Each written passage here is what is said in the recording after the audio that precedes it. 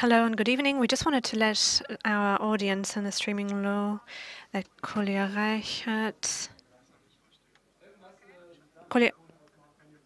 curated die Bundeskunsthalle Bonn.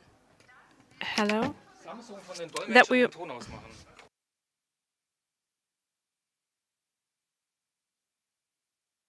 People are pouring in Berlin.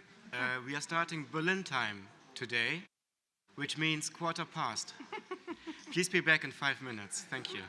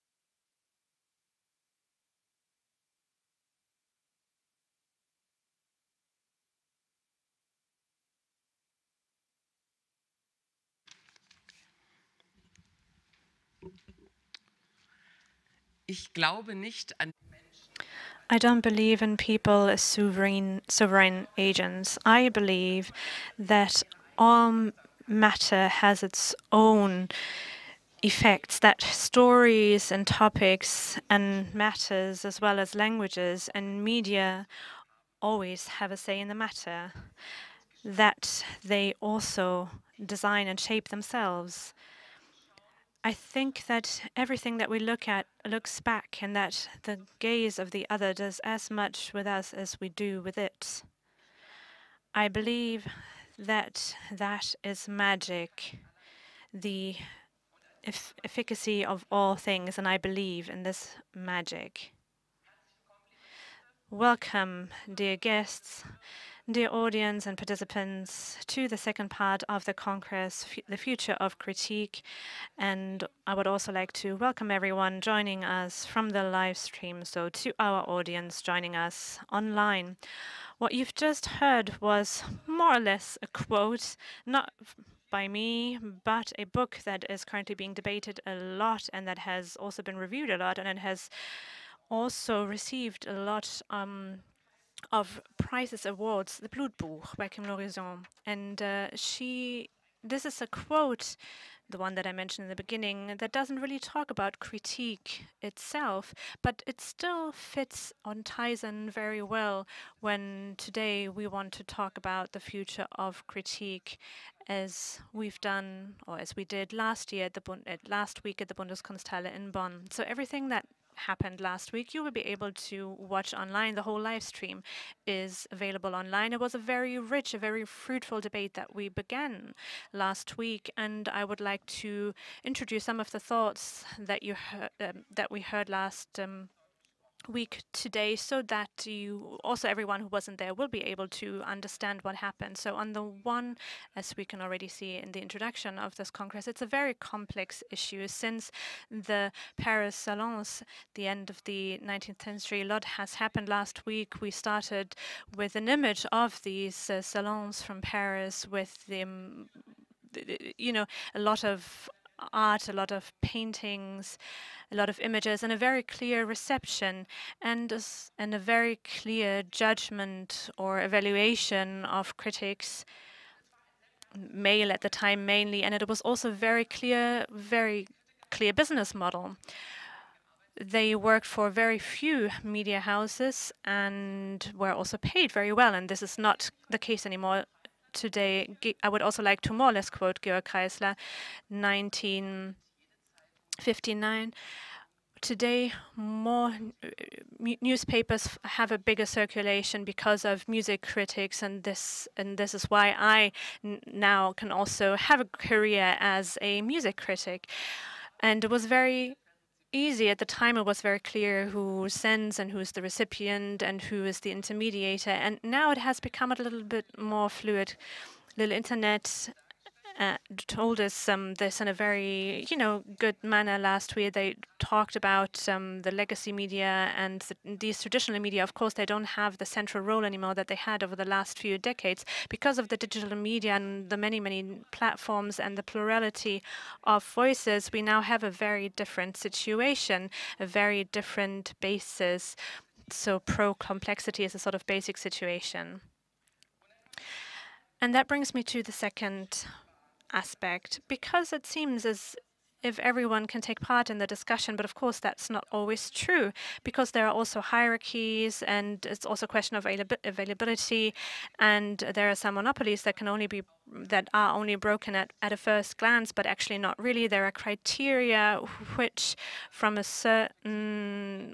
were formulated from a certain point of view, and that still prevail to this day. Now, the question of availability, Nikita Davan was also talking about in her keynote last week, and she was asking, well, who does this tradition of criticism, of critique, belong to? It's a kind of concept that to which the West has a very close relationship, theory of enlightenment by Immanuel Kant, for instance. But, of course, this is also a philosophy that was kind of formed in separation from other religions and other traditions in parts of the world, especially as a distinction with regard to Islam. And, that means that we can also, is it's not true, or would it? We can also ask ourselves the question whether it is true that no other traditions such as Islam have no tradition of critique. So it was good of Nikita Davan to ask this question and to also appeal to all Europeans to use the criteria of the Enlightenment universally. And of course, that also has to do with the decolonization of art judgment, which is something that we talked about last week as well, and which I'm sure we will also talk about in several panels here during this conference. Now, one last thought that I would like to present to you is the question of locations, of place, in the physical sense, but also in the figurative sense. Now, to go back to Varatharajah and Angela Lamarck's concept that is mentioned in the introduction of this Congress, without critique, no art, and without artists, no democracy. So that means we need this public sphere, but where does this public sphere take place? What is its space, and what is the platform where it takes place, the platform that we can give this kind of debate and discussion? And what is the space also in the figurative sense that this discussion can take place at? I think we're seeing a very concerning development. So we're kind of losing the sense for things that we can read between the lines, and discussions can spiral out of control very, very quickly. And, sometimes there are really hefty debates, but the question is also, where is space for this kind of debate or this kind of conflict? Where is it possible to really be very precise and to listen closely and to really give space in order to be able to be as precise as possible also with regard to the moral, the social, and the political judgment, and to really make clear distinctions between all of them. These are questions that we brought from the Congress last week and questions that you will continue to deal with. We have 90 speakers, roughly, more or less, 5 days. Last week, 2 days in Bonn, now 3 days here in Berlin, and 2 cities. So you're right in the midst of it, and we would like to invite you to accompany us over the following days. And we have a lot of program points ahead of us, and that means 2 things. One, we had to be open for changes and constantly adapting.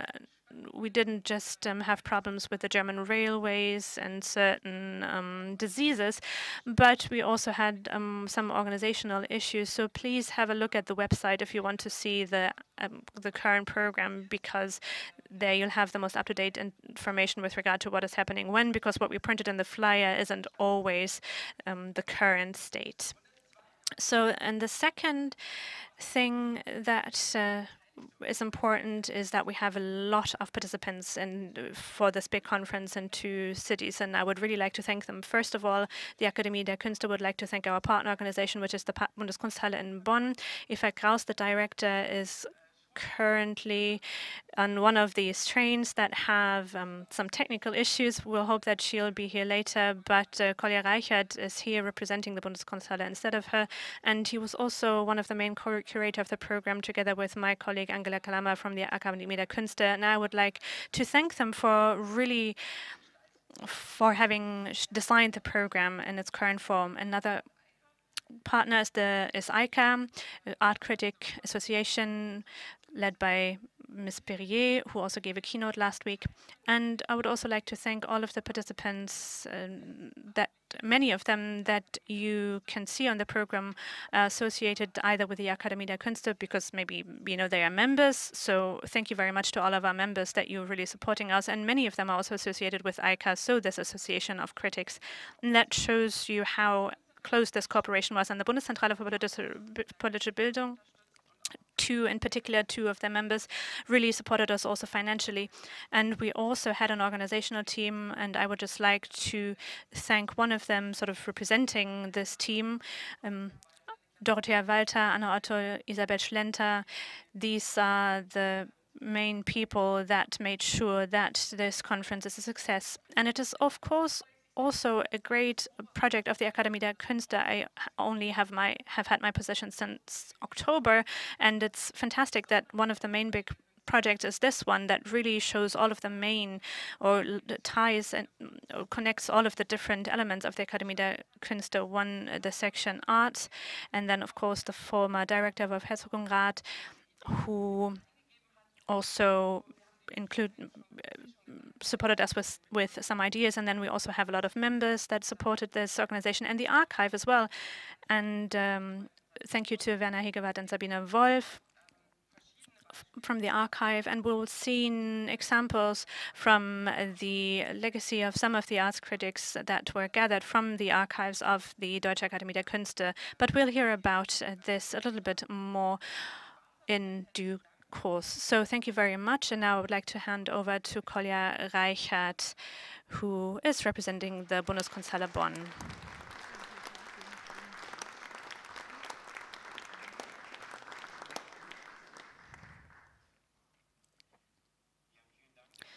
Thank you very much, Johanna Keller.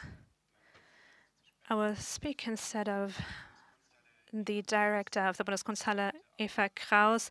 Unfortunately, she is currently on a train that is currently delayed, so she asked me to read the following text for her. When Kant speaks of coffee houses and reading rooms where reason became public, well, I ask, where did the coffee come from? Where did the tobacco come from? Where did the sugar and the coffee come from? Who financed the Enlightenment? This is how Nikita Davan ended her keynote lecture last Saturday, at the beginning of the second day of the Future of Critique. That freedom of speech and freedom of art cannot simply be proclaimed as ideals, but that it is the task of critique to look closely at which material structures facilitate the use of this freedom for some and make it more difficult for others. This was not only the basic idea of the philosopher Nikita Davan's moving lecture, this was also the red thread that ran through many of the discussions in the first part of the Future of Critique last weekend in Bonn. A day earlier on Friday, Caroline Basta and Lil Internet of the platform New Models described the public sphere as a hologram, as an illusion that sustains itself, hollowed out by platform corporations whose algorithms force us into feedback loops of the same content and ratings over and over again, making it increasingly difficult for us to relate to the same subject matter at all, let alone form informed judgments or even independent criteria. As a solution, New Models recommended formats like this Congress, where members of the most diverse arts and publishing models talk to each other who might otherwise not meet. The Congress, the Future of Critique, has found an echo in a variety of media formats typical of our times in the German newspaper Die Zeit or the FAZ, but also in blogs and in podcasts by New Models and in podcasts by New Models and Joshua Citarella with their international, predominantly American audience. In 1 year's time, in preparation for the 30th anniversary of the death of Immanuel Kant, we will open a major Kant exhibition at the Bundeskunsthalle.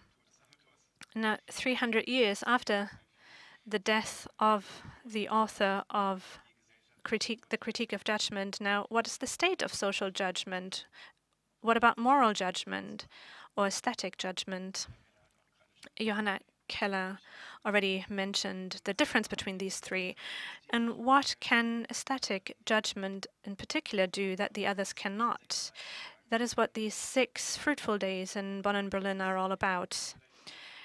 A program like this one can perhaps only be initiated by artists and only by an institution like the one where we are gathering today, the Akademie der Künste, with its historical experience and thought and artistic creation. And I would like to thank you very much for this cooperation.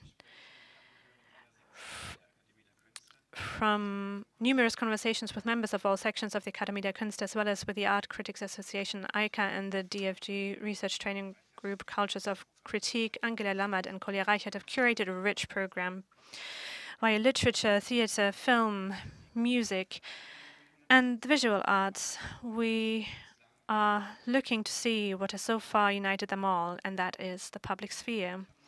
Now, when I look at some of the ways in which discourse and judgment have become independent at the growth of populist resentment, I worry about the public sphere. When I look at the next 3 days of our program, I'm optimistic. So I, Eva Kraus, wish all of us 3 challenging days of critique and perhaps, hopefully, also some arguments. And now I would like to welcome Paloma Nana on stage.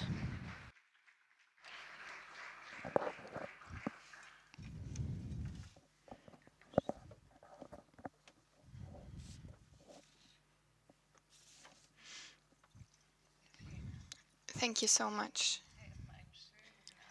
I would like to welcome everybody. It is so nice to see you all here today, and it still feels a little surreal and still very beautiful to be able to open this project after 7 months of preparation. I'm representing not all of the student curators because it seems impossible to represent everybody. We are a very heterogeneous group. We are 16 students from the university in Lüneburg and the Institute for Art History in Berlin. So we have a lot of different positions, expertise, and questions, and also motivation when dealing the critique estates from the archives of the Akademie der Bildenden Künste. This cooperation with the 2 universities was taking place with the Akademie der Künste, and it was in cooperation with a art historian, also with the Leuphana, and also Dr. Angela Lammert. She's also an art historian, and she is the director of this special program of the Akademie der Künste. The goal of the project was to find the art and the potential of this program, and to ask how the structures behind it work. We worked with art from the educating art and also other forms of art from the 1920s until the present. Lou Matten and Miss Jacobi are talked about, also Alfred Kerr and Ernst Schumacher, as well as the writer Imenisevska Erstana. The results of our study will be shown in a little vitrine outside. As you pass the foyer, maybe you have already seen these exhibitions, but you will have more possibilities to look at them without going into detail, because I think it is very important that you find out about it for yourself. But I will share some central aspects and also interferences between the presentations. The presentations are talking about Lucy Jacobi and 2 other artists about the political functions and the objectivity of critique and visibility from an intersectional perspective. Who, how, and when will be heard? Critique is hierarchical and also language-based. And how can this critique be displayed in the end? The presentations to Schumacher and Behne talk about political interests that can be displayed by critique. And a present-oriented look at critiques help here. And there you can see another presentation who deals with critique as a form of art, but also the political view. The core of our project was also the presentability of art, because the text medium is difficult to describe because it's not very plastic. How can a text touch on our senses so that critique is alive? How can we achieve this? And how do institutional restrictions and also time restrictions lead to a complete redesign of our project? And during the realization process, we noticed that we just hit certain borders, and most of the times we worked together collectively and looked at how can we improvise. And they're the coordinators of the projects, so Angela Lammert and Mr. Trollat, and also the archive directors were very important partners to talk to. I would, as a representative of all the participants, I would like to thank the archive directors for helping us out. Helga Neumann, Mr. Dörschel, Elgin Helmstedt, Sibylle Heumann, Juliane Kreisel, Christina Möller, and Sabine Wolf. In the end, there are a lot of presentations that we came up with that give new perspectives on the archives of the Akademie der Künste. The curators to Adolf Behne tried to work with critique in a playful way. I would also like to mention the podcast that the curators developed in the context of this exhibition, and there is a QR code on the side of the presentations. You can access the podcast there.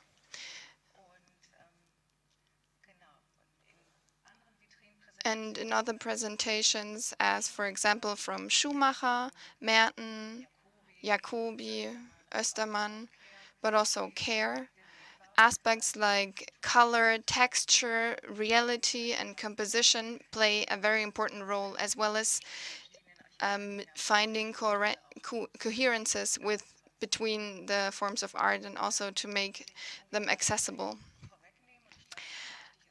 I think it is very important that you make your own experiences with the presentation, and maybe also talk to the curators and participants, because a lot of them are present today. I hope you are having a great evening. Thank you.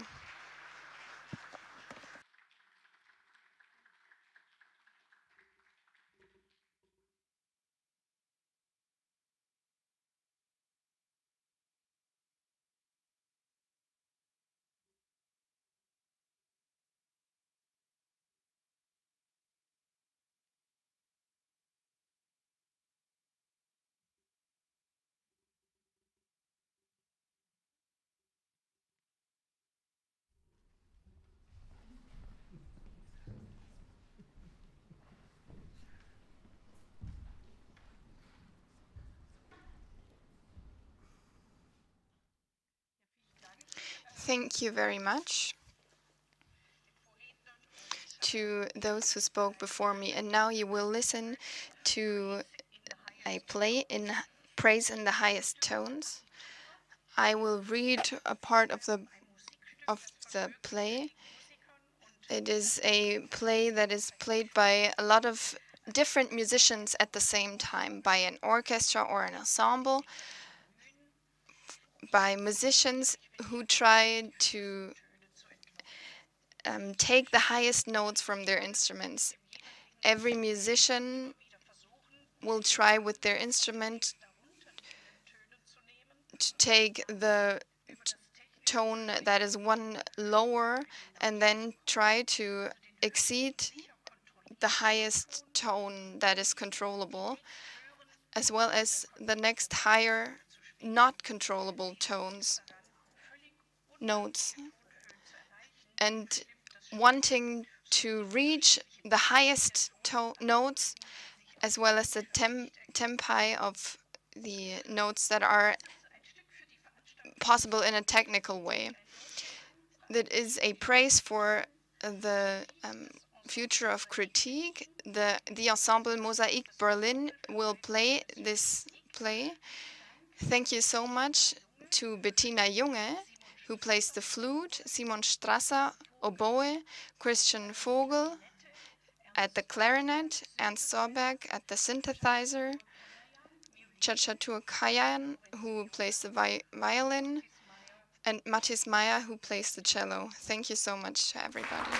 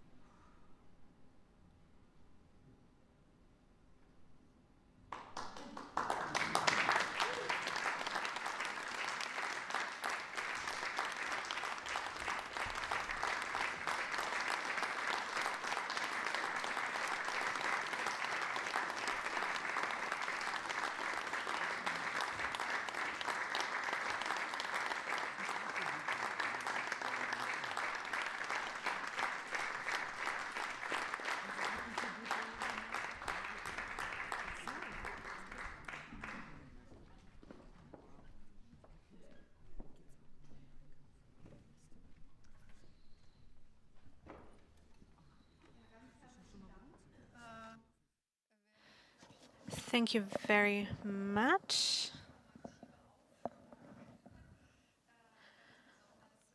We would like to thank you for this very performative performance. Karin Sander is the director of our section music.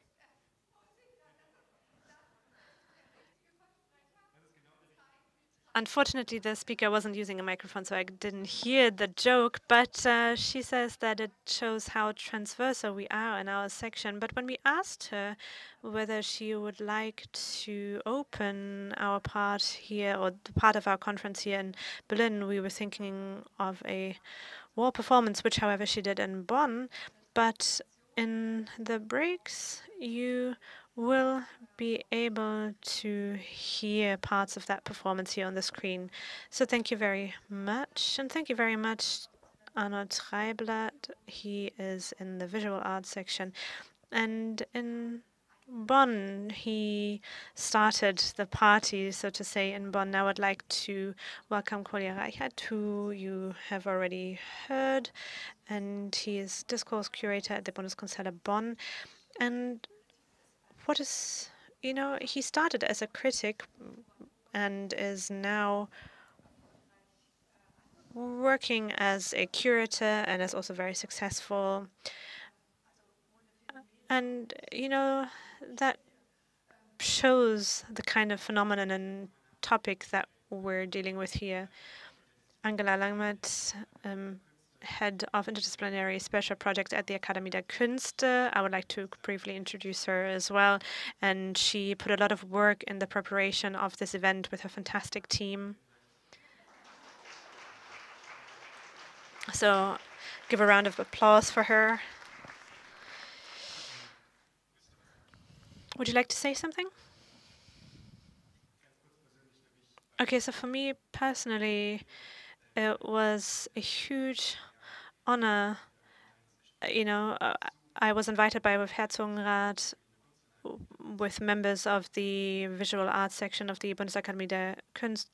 We had a Zoom meeting and we were thinking about the future, and I worked for several newspapers and I worked as a critic, and then I was also working for a very special kind of art magazine, and I was also an editor for arts for the German newspaper FAZ and then later FAS.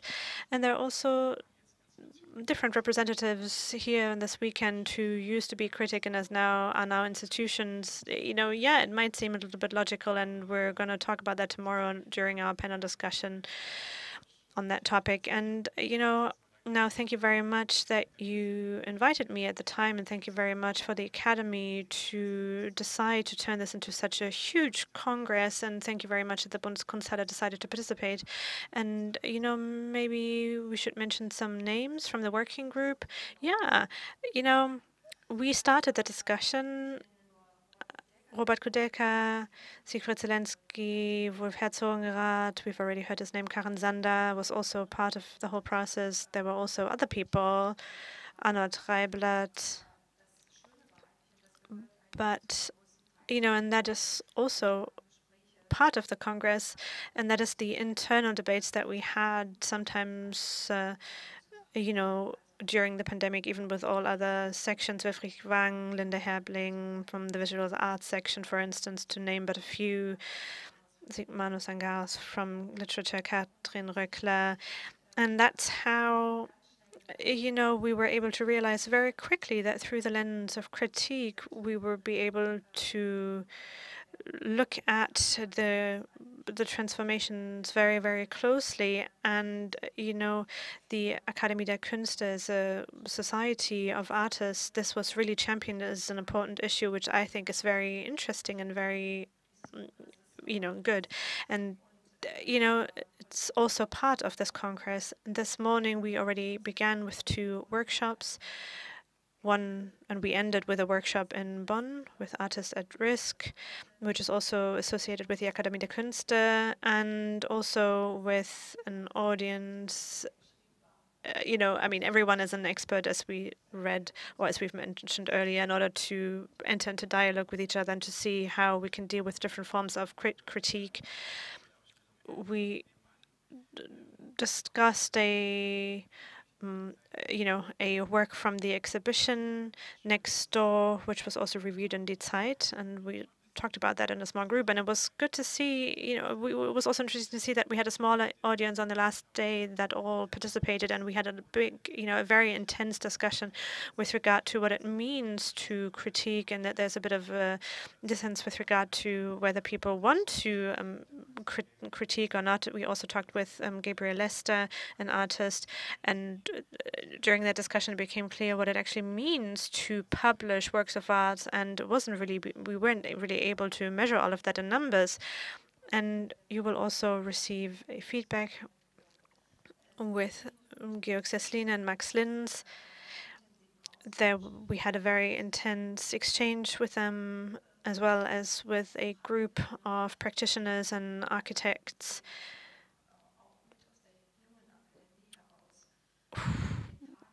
who are part of the young Akademie der Künste, and really kind of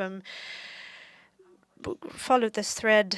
And also people from some other members from our music section started talking about this at 10 this morning, and tomorrow we will receive feedback on this. And then there are many more names, a lot more people whose thoughts flew into the preparation of this Congress without them actually being part of a panel. Johannes Odenthal, the previous program director of the Akademie, when it wasn't clear whether we would have enough funding, he always championed this.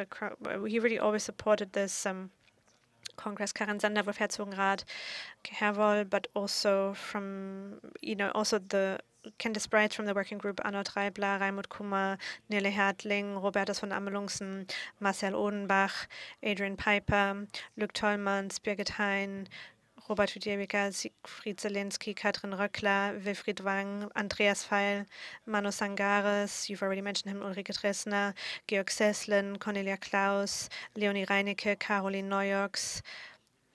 Some of these people aren't really members, but they were invited to also think about the issue, members of the ICA, also Daniel Brier, Uta Reiter, Ellen Wagner, Gelte Gründenberg, and Jörg Heiser. Also, Gözer Yuktash was also important for the debate that we had. Thank you very much to all of you. And, please give a round of applause. 2 years of work, and today we'll finally reap the benefits of all of that work. And now we'd like to welcome Senthuran Varatharajah, and he will open this evening with a text that we're very much looking forward to hear.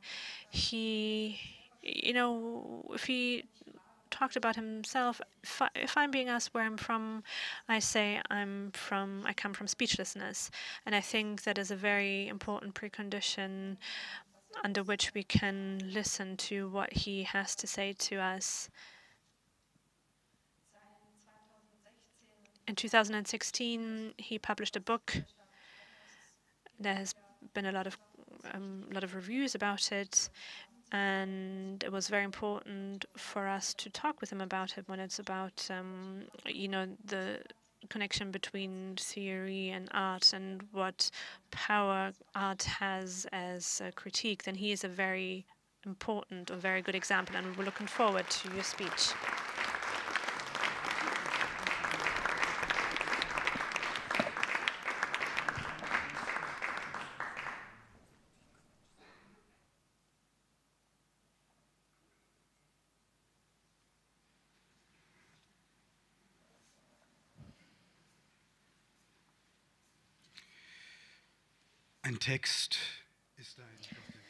A text is a god in ruins, a crashed idea, a falling language.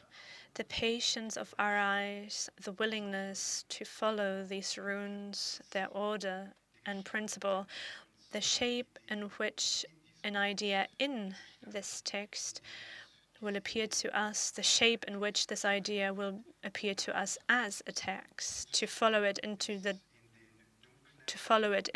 dark and uncertain realm of understanding. This is the promise we call reading. The idea cannot be salvaged from the ruins. This idea is identical with them. God is in ruins. These ruins are a God. The representation remains essential to the idea, but this representation is the idea itself. The folded holiness of Scripture also includes the following: that Scripture is a scriptural body, that language exists only as a linguistic body, that a sign exists only as a sign body, that every text exists only as a textual body. The how of truth is what Kierkegaard writes in his philosophical fragments is precisely the truth. In other words, form and content can be distinguished but not separated. In the same words, the text is decided by its form. The form of a text can be literary critique if it was preceded by the loneliness of the decision not to obey either the law of the genre or its far-flung family that bears the name of that genre.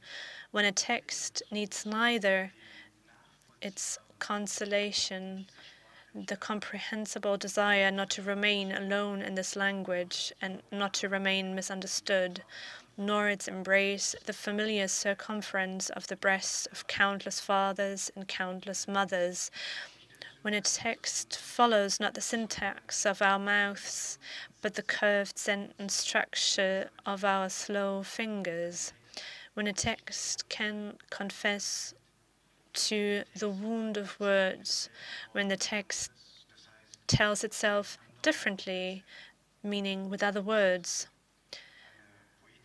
This critique of a poetic reason can be literature. Other parents and also other siblings have already formulated it.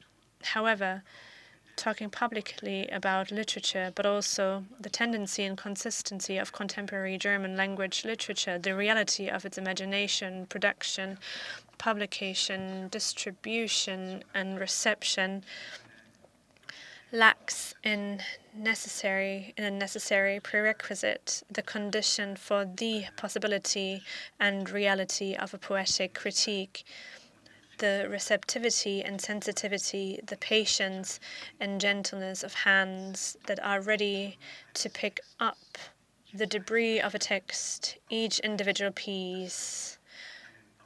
So, a trained sense for aesthetic form. The isolated exceptions that continue to be published by general publishers can only confirm this rule.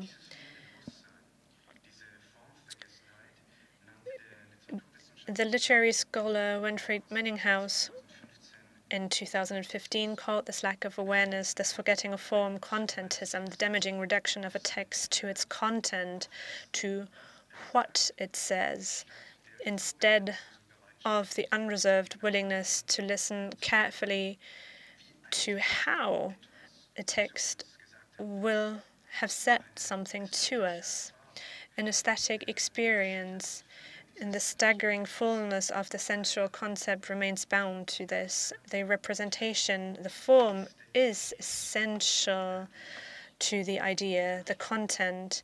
The representation is an idea, just as the idea remains a representation. Every form is a content, just as every content must be a form. A critique of the poetic reason, if you do that, you don't recognize not only the obvious political ideologies, but also the more verbose poetic ideologies, which by their very nature are also political. Ideologies that do not express themselves in the clarity of propositions, in the explicitness of descriptions, or in this everyday violence of discriminatory language, but lie in the constituting and defining criteria of established genres, so deep in their physical and metaphysical presuppositions, in the history and shape of their formal specifications. One might have thought, writes the writer Lilian Peter in her essay, the text as a bag, not as a weapon. And in this August, one might have thought that the German language literary discourse had long since moved on from its multi-layered negotiations of form and saying and unsaying in the post-war period. What and how can still be written at all in the face of the Shoah? Until well into the 90s, discussions of form, philosophy, and the possibilities of language beyond a simply understood realism were part of good literary taste, in parentheses, of course, mainly for men. In the last 2 decades, public talk about literature, as well as published literary writing itself, has shifted. Form and content, in agreement with an older tradition, and with fidelity as to a principle, are now no longer set in competition as categories to imagined, but they are opposing categories. One could almost say played off against each other. The formers of a text, especially in the realm of prose, where people who write of language as an instrument of narration and not of what language must be beyond that, perhaps in the strictest poetic sense, a medium of cognition, as it is by journalistic literary criticism almost exclusively as a necessary vehicle to be able to transport and communicate the particular content of the text. The form should be in the service of the content, in its sense, receive its meaning from it alone. As soon as this purpose, which was attributed to the form for technical and logistical reasons, has been fulfilled as the foreseeable end of the sentences. As soon as every form should have done its work as an exhausted and tired means to a manageable end, it loses its meaning. The bit of significance that it was granted by the content, that it received from it alone. The critique of poetic reasons must therefore be both. The subject of critique, that means a critique that proceeds from poetic reason, that proceeds from its standards and promises, as well as the object of critique. That means a critique that makes itself the object, a critique that means poetic enlightenment itself. The critique of a poetic reason, like Kant's critique of pure reason, becomes the criticizing subject by criticizing itself as an object. The critique of poetic reason is the criticized object because the criticizing subject is the reason itself. It must be measured by its own categories.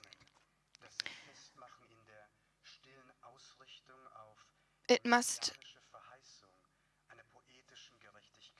not allow itself to be judged by the same standards if it does not want to give up its faith and its own attachment to the stylistic orientation towards the messianic promise of poetic justice. The dream of a literature that tells of ours, of this worst of all possible words, without having to repeat its mercilessness and brutality. This is also why it must not adopt the traditional hierarchical classification of literature, such as the opposition of appearance and reality, of the scared and the profane, of the sensual and the intelligible, of art and nature, or of form and content. These systems of subordination and subjugation. Just like the Latin American liberation theology, which is only committed to one confession, the unconditional confession to the poor and disenfranchised.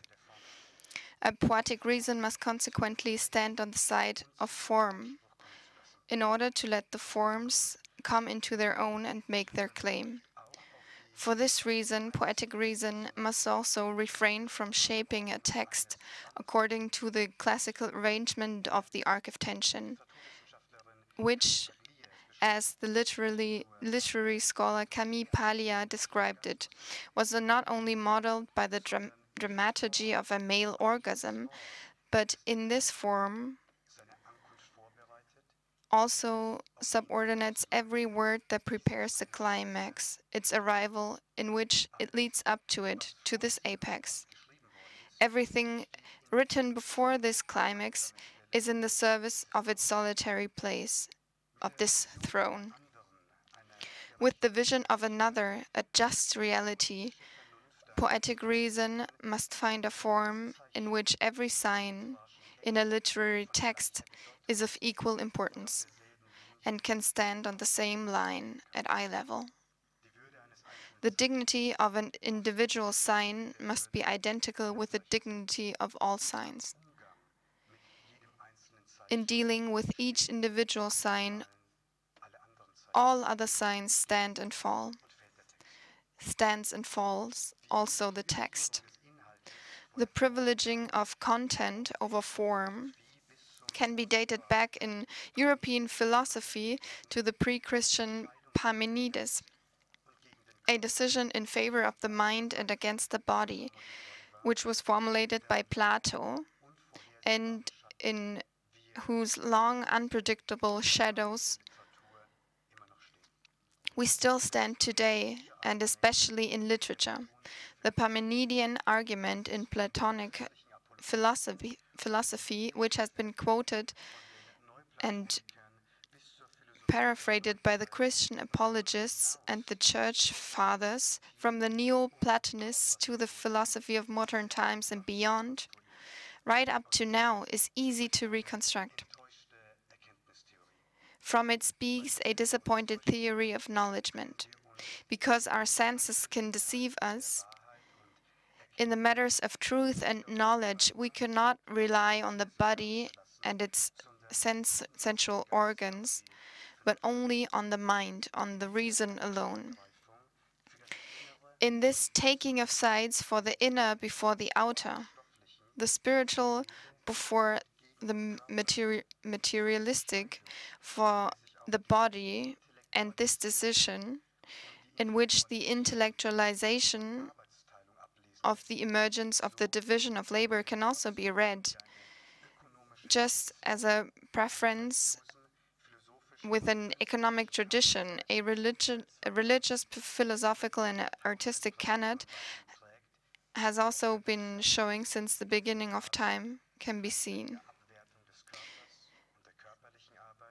The way in which the body has shaped and continues to shape the world for 2 millennia, with it we can see a reflection of oppositions and an early dramaturgy of privileging the content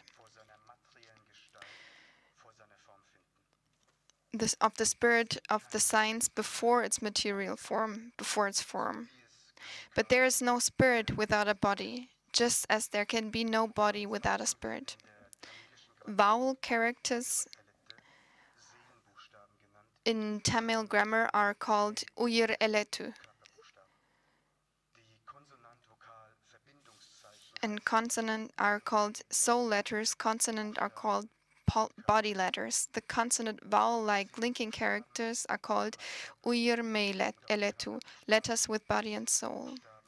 But also the soul letters have a body, and also the body letters are letters with a body and a soul. A word does not only consist of the pure denotation, its basic meaning and content. A word also possesses a denotation, a connotation and association, its intonation and modulation, intension and extension. A word consists of the multiplicity of its own, its stubborn, peculiar form, which does not only mean its phenomenological shape.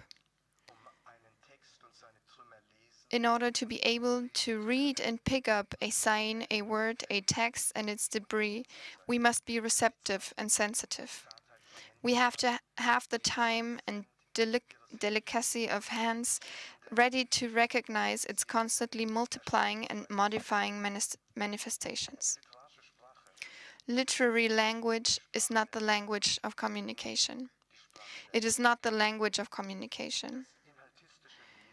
Contentist reading, just like texts who are written for contentist reading, are based on a principled and conventional misunderstanding.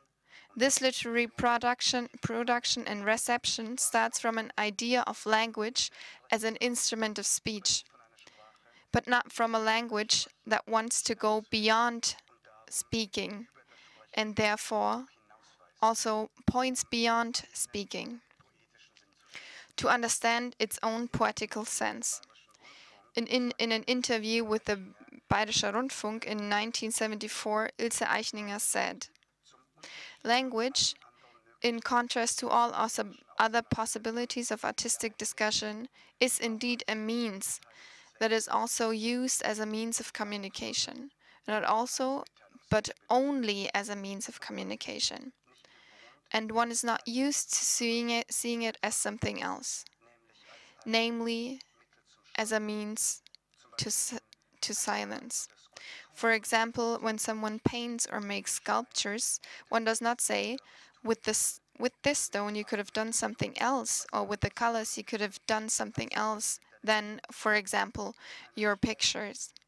When one writes, one tells him that you could have written in a more comprehensible way, because one again sees the communication first and not the other task of language, namely translating into silence. Poetic reason would be committed to this translation into silence, to caution in the matter of words, as well as to the incomprehensibility of work. The contentist reading will not get far with these texts. Another earlier form of contentism emerged in the 18th century under the motto prodesse et delectare, to benefit and to delight. The name was intended to be an enlightenment program. Books, just like fables, should allow both entertainment and instruction. This Protestant principle of reading we find today in one of the most conservative and popular genres, the family or generational novel. In its poetic and political ideologies, which have not evolved in form and structure since Thomas Mann's Buddenbrooks, and which hardly differ from this form and structure in the past 121 years. The critique of poetic reason is an attitude of mind and body, an attitude of being and consciousness, a certain way of standing fragilely to reality and to the reality of texts. In the undivided attention, in the settling of a more silent alignment and invocation of our eyes and ears, in the close looking and watching, in the more careful looking and listening, we could look more into and hear more out of it, to recognize forms within forms, ethical forms within aesthetic forms, just as poetic and political ideologies are recognized in literary ideas in their structural and material preconditions. In its form, the family novel is an anti-human ideology based on a Hegelian philosophy of history, on its silence and concealment. Over the course of the calendars and across generations, the family novel tells in several chapters of the fall and decay of a family. Down to the folds of the smallest details, it describes life and sentiment, the thoughts and experiences of individual family members in order to actually tell something else. The historical and socio-political circumstances of a time, a place, a nation. In the philosophy of history, Hegel distinguishes between world historical individuals in which the spirit of time materializes and who, without their own knowledge, whether they want it or not, that is, the cunning of reason, contribute their part to the final purpose of the world, to the progress of this reality, to the full name of freedom. The other people, however, who are not involved in the teleological promise of a successive realization of the whole idea of freedom, who are not involved in the realization of its possibility, are, on the other hand, only lazy existence, specimens of their era, interchangeable and without significance for an assumed greater context and meaning. Precisely because the family novel tells the story of a family through the individual destinies of selected family members, but other things, wars, bankruptcy, intrigues, discursive socio-political and historical contexts are actually fought and negotiated on their backs.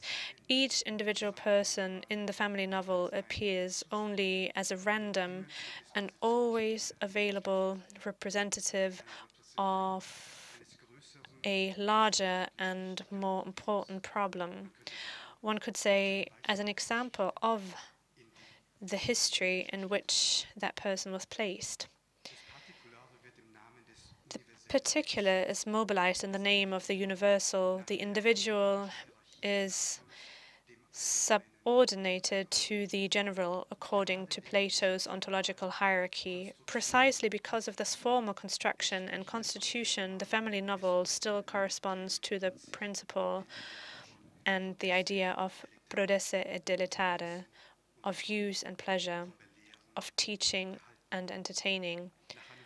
After reading a family novel, the people who have read it know the history of the Hansatian burgeoisie between 1835 and 1877, because this is the real history of the Buddenbrooks, because a family novel in its form has until today only been thought of as a social novel.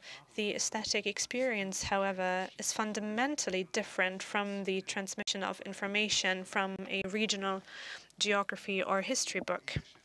Poetic reason, as a rigorous exploration of the imaginative, articulate, descriptive, and reflexive potential of our language, in which existential experiences can become visible and comprehensible with poetic means as a form of cognition, must stand on the other side of every story. Where poetry and politics, where aesthetics and ethics intersect, when in literary forms, other forms of domination and gestures of violence can be recognized, when in the arc of tension a masculine eroticism is perceived, which again organizes itself as a logic of subjugation, when in the family novel the crimes of each individual human being who will only have become a reflex of his time and his history can be felt, poetic reason appears as what it is, as a body and as an attitude of body and mind, of critique, as a mode of critical reflection on language and form. Journalistic reception and literary criticism are also almost exclusively content-based. We could say that form is also forgotten in this case. Like the family novel, it also subordinates literary text to time, to the interpretation of our so-called present.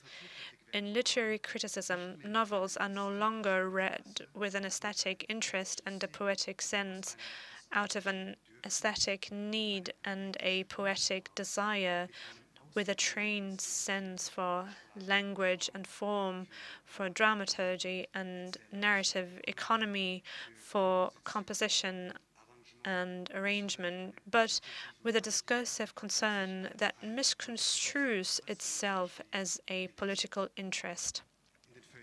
In the feuilletons, texts are naively questioned as to what they can tell us about our present, as if this were an aesthetic criterion by which an artistic text can be measured and recognized.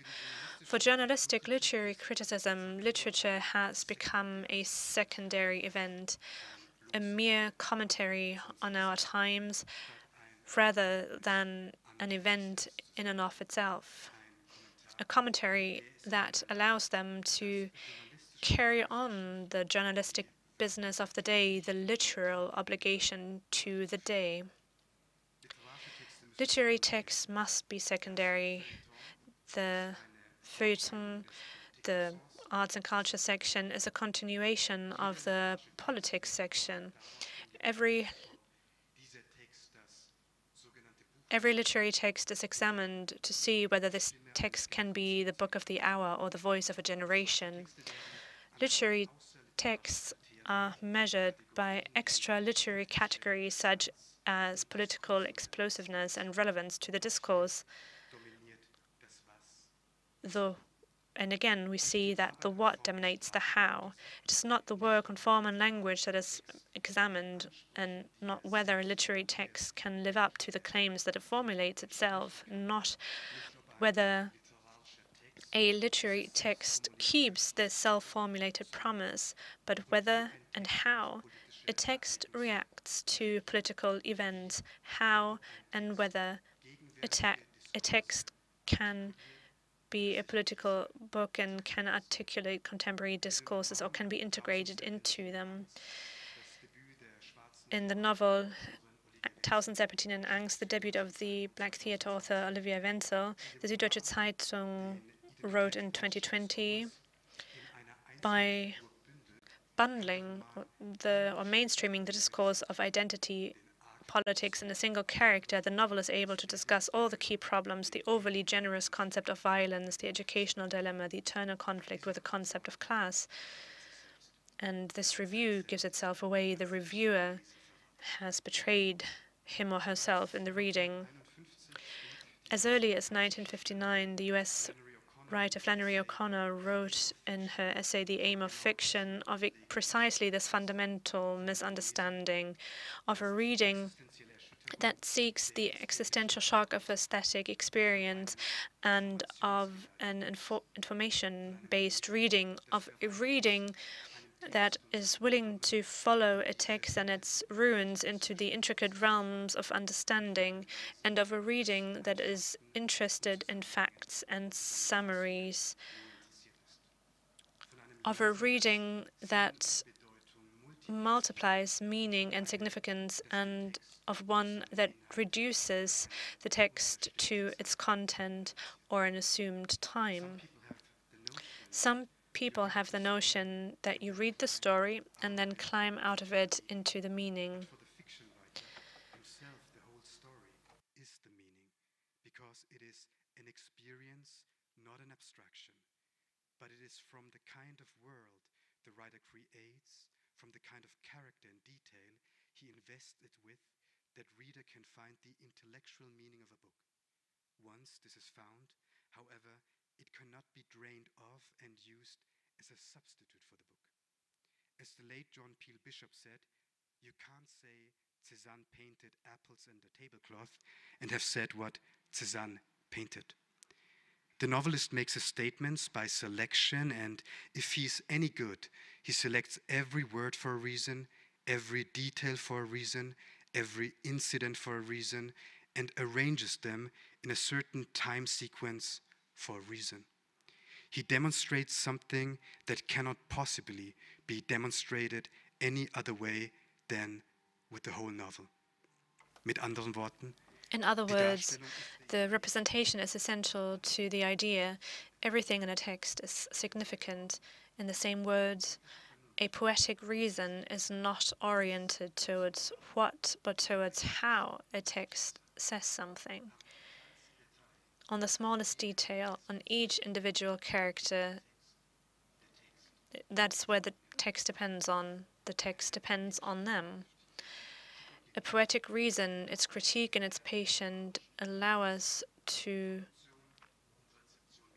see more in literary imagination, production and reception, to see more in the forms than just wanting to recognize the form, the language and the text in its entirety,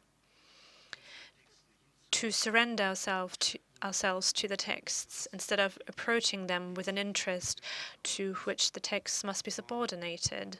Form and content can only be separated if we already know the form, if we are familiar with it, if it does not catch our eye, if it does not fall into our eye, because it comes from a tradition that has been carried on without criticism instead of being broken.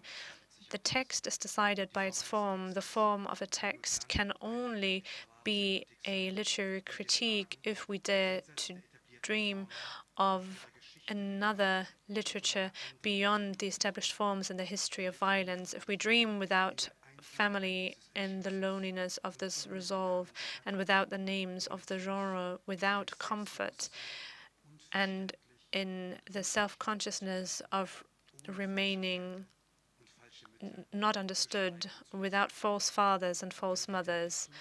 If we begin to write and read, when we follow the curved sentence structure of our slow fingers into the wound of the words, until these words have become others, until we will have learned to write and read differently, so with the same words, until a text is a completed and multiplied God in ruins. Thank you.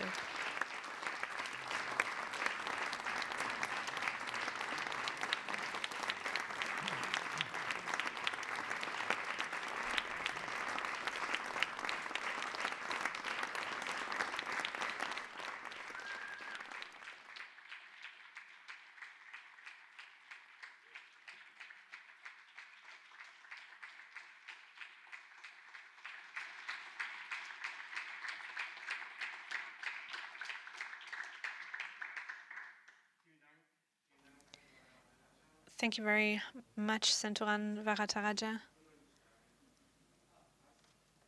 Unfortunately, the speaker isn't using his microphone, so I can't hear him very well. So what you said is giving us a lot of food for thought, and you asked us to find connections, to connect the runes, to create perspectives and relationships and connections, to allow that alive and a discourse and society can be filled with sense in all areas, and that might be the biggest task currently. Senthuran Varatharajah is now ready to take questions, if you have any.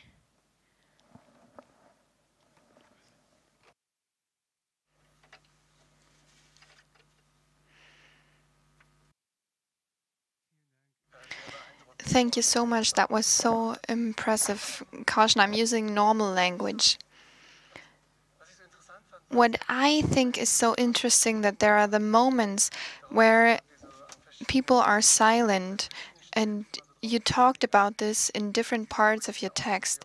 The project of enlightenment, that is the starting point. And that is a point that is not really critiqued, if I understood correctly. There was the moment where a devaluation of other persons happened. For me, the project of enlightenment is only possible because there was another project in other countries where people have looked down upon, and where people, they separated from these projects, and there was a lot of discrimination. And I would like to know how you see this in your house of thoughts. I don't know if you understood. Thank you for your question. I'm a friend of enlightenment, but I also know about the colonization and the patriarchy that are linked to enlightenment and the philosophy and anthropology of Kant. But the challenge here is not to use the language of politics here, but also to say these things, not in the buzzwords that we see in the hashtags on Twitter and Instagram that have their right and meaning in politics. But I think there are differences. In politics, we have to find our voice. We have to be loud. So we, as well as the quote of Ilse Eichinger said, something else is meant here, to lose your voice and to be able to write without your voice and um, and this is a challenge that I find myself faced with, and authors in Germany are often reduced to politics. And here it was important for me to talk about racism, classism, and these things. But I have a trust into form, that you don't have to say everything, but that the procedure legitimates itself. That's why we use quotations.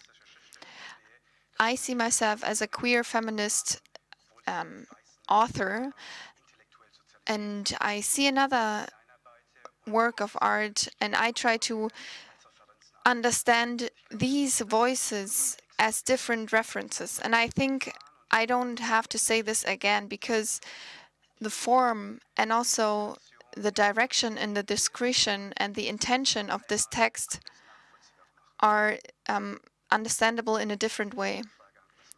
I hope that I responded to your question.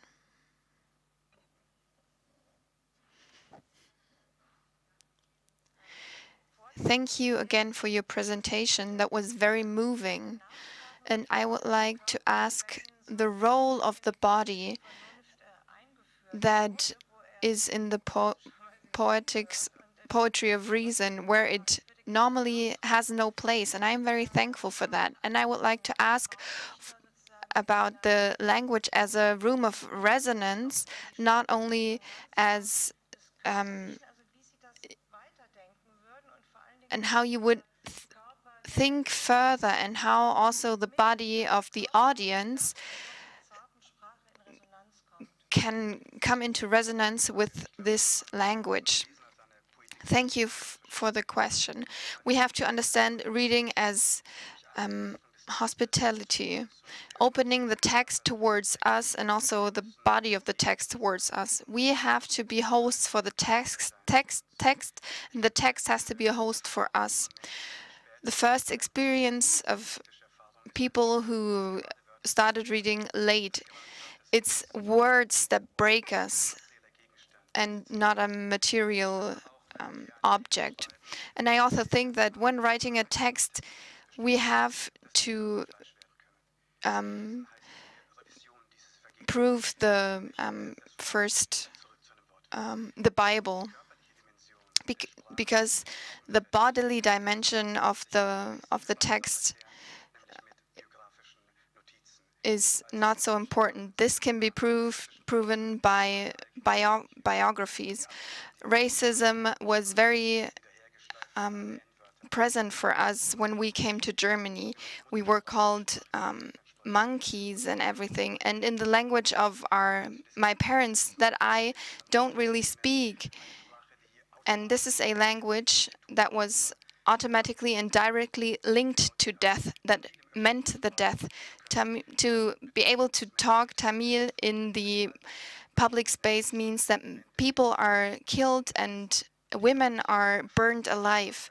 The bodily experience of language is present in the literary sensitivity of my literary experiences. And you can trace this back into into its details. Those um, who made these genocides used language in the year 1983 when the pogroms started. The word for Aime, and also from the words and the dialect, they could see where the people came from. This is why, for me, body and language cannot be severed. Both are identical, and both come from the first experience to have lived through a genocide.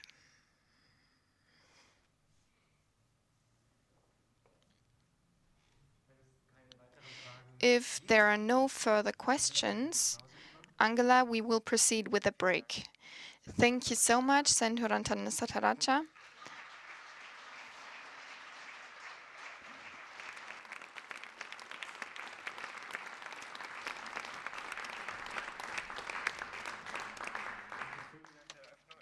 A impressive opening of a Congress of critique.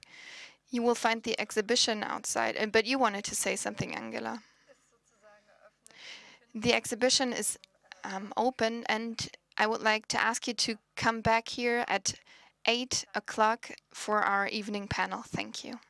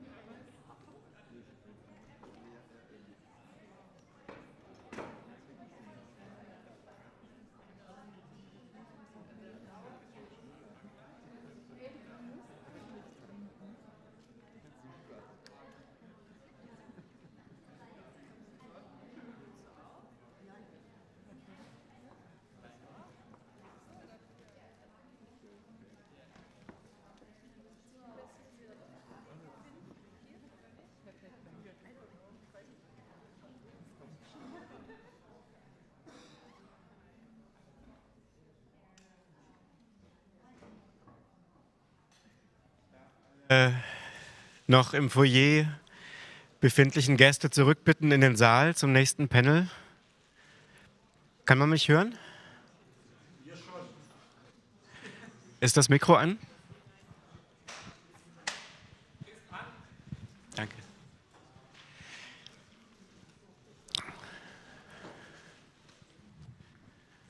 Herzlich willkommen zurück nach der Pause. Willkommen nochmal im Stream.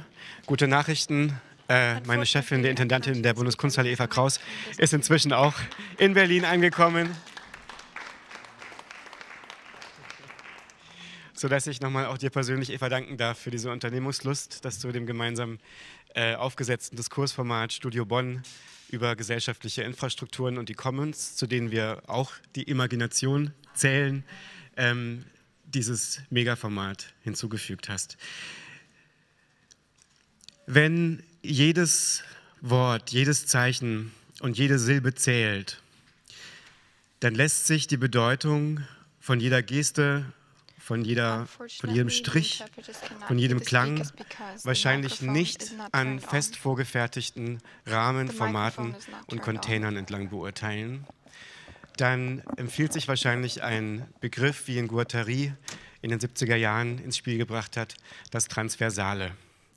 Und da dies eine seltene Zusammenkunft ist der verschiedensten Künste, Wissenschaften und Publikationsformen, sind wir dem Mitglied der Akademie der Künste, Siegfried Zielinski, sehr dankbar für den Impuls eines Panels zur transversalen Kritik. Moderator ist heute Abend Ann-Linh Ngo, Architekturtheoretiker, seit den 2000er Jahren Redaktionsmitglied der Zeitschrift Art+. Er hat 2008 das Redesign zusammen mit Mike Miret verantwortet, ist seit 2016 Geschäftsführer, Mitherausgeber und Chefredakteur von Art+. Ann-Linh Ngo kuratiert zahlreiche Konferenzen, viele unter dem Format Art+ Features. Er hat aber auch viele Ausstellungen kuratiert, wie zum Beispiel 2018 die tourende Ausstellung An Atlas of Commoning. Together with Mirko Gatting, Christine Rüb, Elke aus dem Moore and Stefan Gruber. Und auch 2021. And in 2021, cohabitation, and we were able to collaborate with Marion von Außen, who unfortunately died, Christian Hiller, Alex Nimmer, and Peter Stielmann in Silent Green in Berlin. Since 2021, Ann-Linh Ngo is member of the section Architecture in the Akademie der Künste. And next year, he will be co-curator of a big project here at the Akademie der Künste, as well as he will be involved in the German pavilion as the Biennale next year, the Architecture Biennale. Thank you very much, Koya Reichert, for this very friendly introduction, and thank you very much to Angela Lammert for inviting me to this panel tonight and giving me the opportunity to host and moderate this discussion. But in anticipating the fall from the highest notes of music to the high notes of the lecture of Senthuran Varatharajah, I think we need a kind of, we need a gateway to move on. And the title was A Text is a God in Ruins, and that is a reference to Ralph Amazon, who in his famous essay Nature wrote the sentence, "Humans are a god in ruins." And Mark O'Connor formulated in a different matter by saying humans exist in the ruins of an imagined of an imagined beauty. So from a Christian point of view, Garden Eden, snake, apple, and banning, all of this is a chain of unfortunate events. So we are actually meant for something higher. And this actuality is what drives critique without striving for a better status or a better situation. There is no critique. But when we talk about ruins and when we talk about paradise, this also brings to mind another thinker, Walter Benjamin's An Angel of History, who looked into the past and was then faced with a strong storm from paradise and went backwards to the future that he cannot see. So he is astounded and opens his eyes, and the ruins of history form a tower in front of his eyes. So what role do critics have in this setting? The identification figure of the angel no longer exists because he faces the future. He doesn't see the future and he doesn't have a vision of the future. Maybe we need to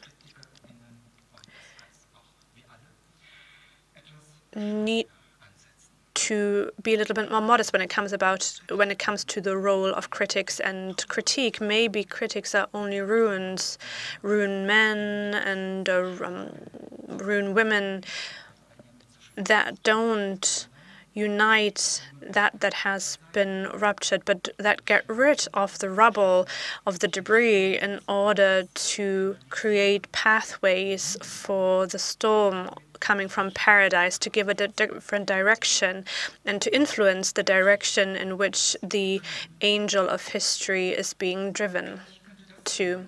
Maybe that's what we mean when the program speaks of the broken monopolies of critique. The monopolies of critique have fallen.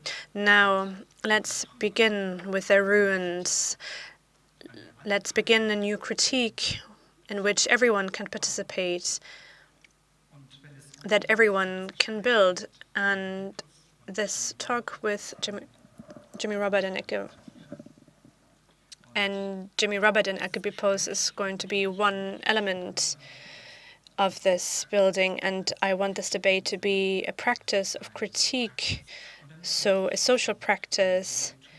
And I would now leave the high notes in order to go to the lower notes of discourse and to present Elke Bippus. Since 2006, she has been professor for art history, art theory, and arts at the Zurich University of the Arts, and she focuses in her research on the art of modernity and contemporary art and performativity, and which is also why we have an artist with us who is a performative artist, but he sees art as an epistemological practice and aesthetics, but also a form of politics. Currently, together with Christoph Brunner, she heads the DFG research project, Participating Critique as Transforming and Transversal means. So, which is why, it was only logical to invite her to a panel on the topic of transversal critique. So, Elke, I'm delighted that you joined us this evening. Now, what does participatory critique mean? And also the title of this panel, Transversal Critique, is something that we will talk about in due course. But now I would like to introduce our second speaker, Jimmy Robert, artist. He is professor for sculpturing and performance at the UDK in Berlin at the University of the Arts. As an artist, he has been working in the areas of performance, photography, installation, and film, and uses the body as a medium of reflection on gaze as the view and space, if I understood correctly. And the notion of the body and as also an entity of critique, as Senthuran has mentioned earlier, so that critique is an attitude of the body and the mind. Because all of that, I think it's very fitting that Jimmy Roberts is joining us on the panel here this evening. And the body is such a central element because it is being seen from externally by politics, but is also judged in terms of gender, race, and sexuality. Now, I would now also like to talk about how gazes, as Johanna Keller already mentioned in her quote by Kim de l'Horizon, the gaze is not just it's not just passive, but it's also an agent, or it has agency that includes work, or that means work, and I find that extremely interesting. Now, I would suggest for us to structure the debate as follows. First of all, we talk about your current projects and, look at the issue. Elke, with your research project, participatory critique, that's how I understand it. You are basically working on the project that Nikita Lavan referred to, if I understood the quote correctly and if I understand her work correctly, because we need to start with critique, all of this following the sense or the principles of the Enlightenment, that we're all an extractive, or that came about as an extractive relationship to the world, which is why this question of the coffee houses and the sugar and the tobacco, that starts a lot of conversations. I think it's interesting that she asked these questions. So maybe we can start kind of in a simple way, and maybe you can tell us what exactly you're doing in this project of participatory critique, and what does this term mean? I would also like to thank you for inviting me, and thank you very much, Ann-Linh Ngo, for leaving the high notes and that we can start on the level of discourse. Now, what do we do? The project ended in May. What did we do within the framework of this project? We're currently still working on the final publication. So the project, which I did together with Christoph Brunner, Participatory Critique as Transformative and Transversal, together was part of a research group with the title Participatory Between Claiming and Rights.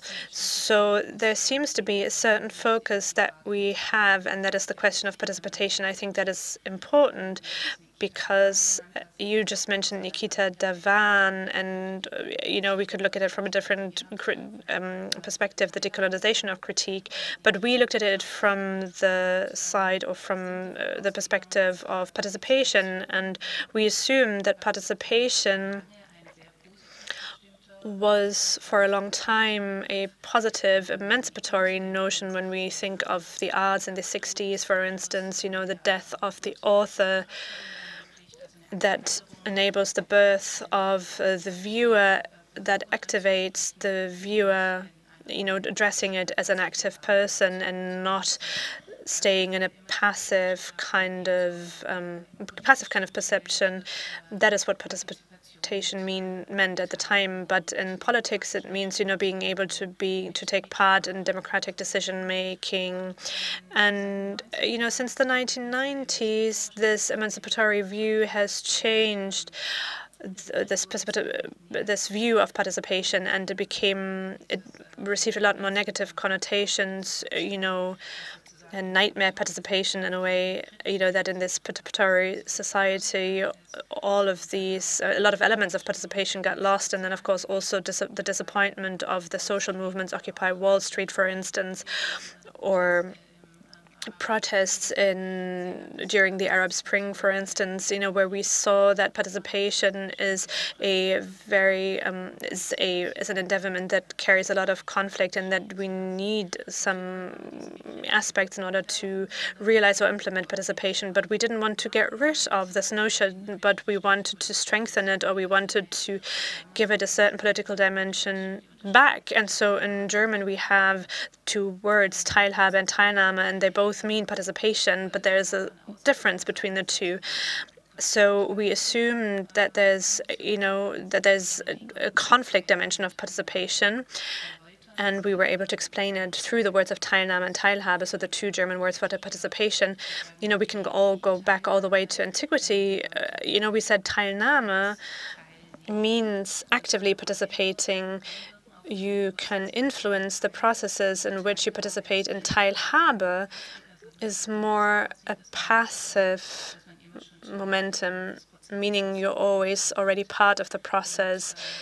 And Teilhabe is more related to relational processes. So we looked at the process of co-constitution, becoming with, or être avec. That's what we highlighted. So not just decisions of a subject, but always being part of something. So when I partake in something, it's not just an emancipatory momentum, but it also always has to do something with aligning yourself with certain norms and adopting norms in order to partake. So that was a very important aspect. Participating also means, appropriating in a certain way as well, right? Robert, I will continue speaking German so the interpreters don't get confused when I switch between the languages. Here we already mentioned a notion that is very important for your art, the notion of participation. Elke also made a problem out of it, and looking at your current exhibition in the Staatliche Kunsthalle Baden-Baden, maybe we can explain what it means, what participation means for you as an art practice, also in the sense of your current exhibition, Dress Up and Nowhere to Go. How do you understand the notion of participation in your performative art practice?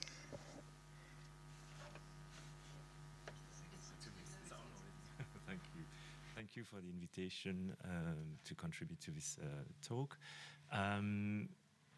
I guess for me, the notion of participation in relation to performance or sculpture or any form of installation is really to try to understand how, when somebody comes to an exhibition, how they position their gaze, how they position themselves in relation to the artworks that they're looking at. When I say how they position themselves, I mean, on one hand, which physical position, actual position they have. Do they need to bend? Do they need to, how do they look at an image? How do they physically behave in front of an image?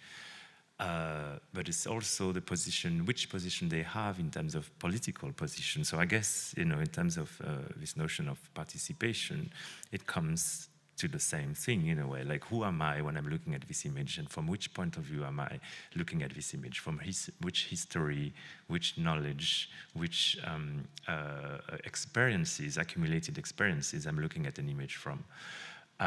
So in this particular series of work are responding to what I call, or what I ask myself always when I come into an institution, a museum, whether it's the Akademie der Kunst or where I work at the university or in a museum such as this one. What does it mean to bring my body into this space? What is my body doing in this space? I'm invited, and what does this represent? What is this doing when my body is entering this institution and its history in a way? And so on one hand, I've thought, okay, doing a performance is becoming this answer to some of these questions, but I've also kind of gone wary of like bringing my body into these spaces in the sense of it's not an object. And then what is kind of occurring, what was occurring to me was sometimes this notion of like this fine line between objecthood and commodity, and I think this is kind of maybe still happening within some of his work. One is an image, an object. One is an image, a sculpture. One is a text, a performance. And these questions are kind of recurring through some of his installations. And what I wanted to do in this particular situation was put the viewer as first performer. This exhibition is representing 20 years of work, so it's really difficult to encapsulate that in 6 images. But I wanted to focus on the new elements that are part of this exhibition, which are a series of images that were taken in the museum while it was empty. And on the main stage of the exhibition, basically what one encounters is oneself. So as you come into the space, I collaborated with Diogo Passarinho, with an architecture studio. We were meant to collaborate on a previous project, which did not happen at Gropius Bar, which had to do with reinstalling a performance that took place in the glass house of Philip Johnson. So architecture is a very also important element. I don't know very much about architecture, but I'm interested in it. So let me just clear from now. But so what I wanted to do was kind of change this role of not being on the center stage, but asking the question, what is the viewer coming to expect? What is the viewer coming to see, if not themselves, their reflection into the museum? What is your gaze? What are you doing? How are you looking at things? How are you looking at yourself, rather than looking at myself? And therefore, as they come into this space and having this experience of themselves, understand perhaps what is my experience as an artist, dealing with architecture, dealing with other institutions.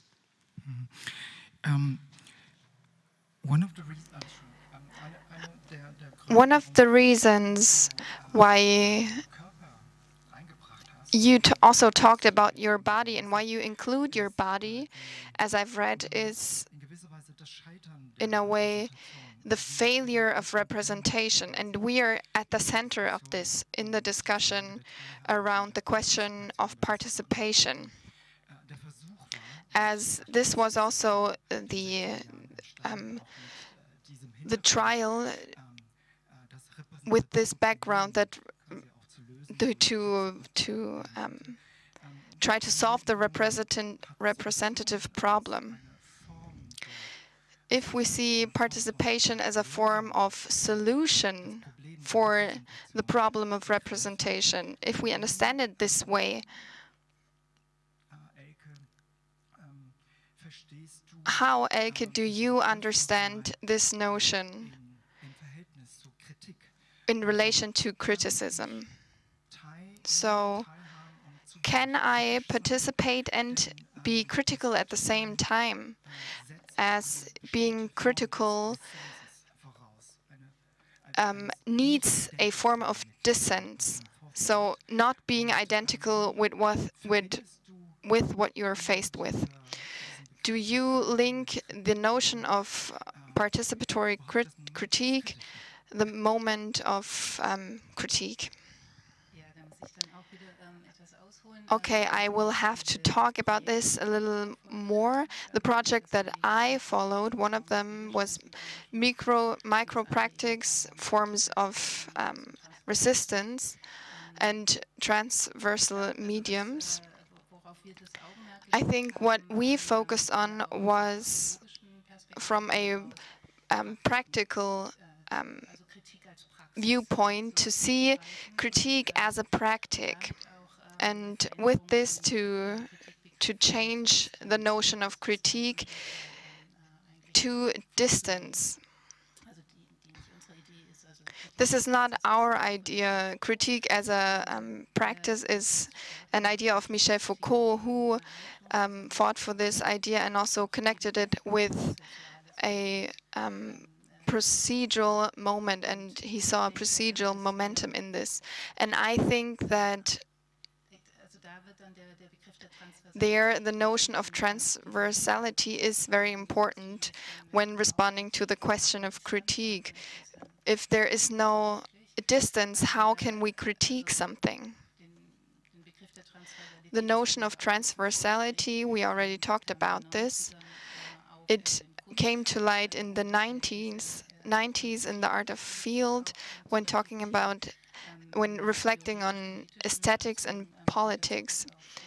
In politics, it goes back to Félix Cattery, who in the 1960s used transversality to, as so to say, change hierarchies. He was a representative of an institutional psychotherapy, and he used a form of radical change of psychiatry. He tried, with the notion of transversality, to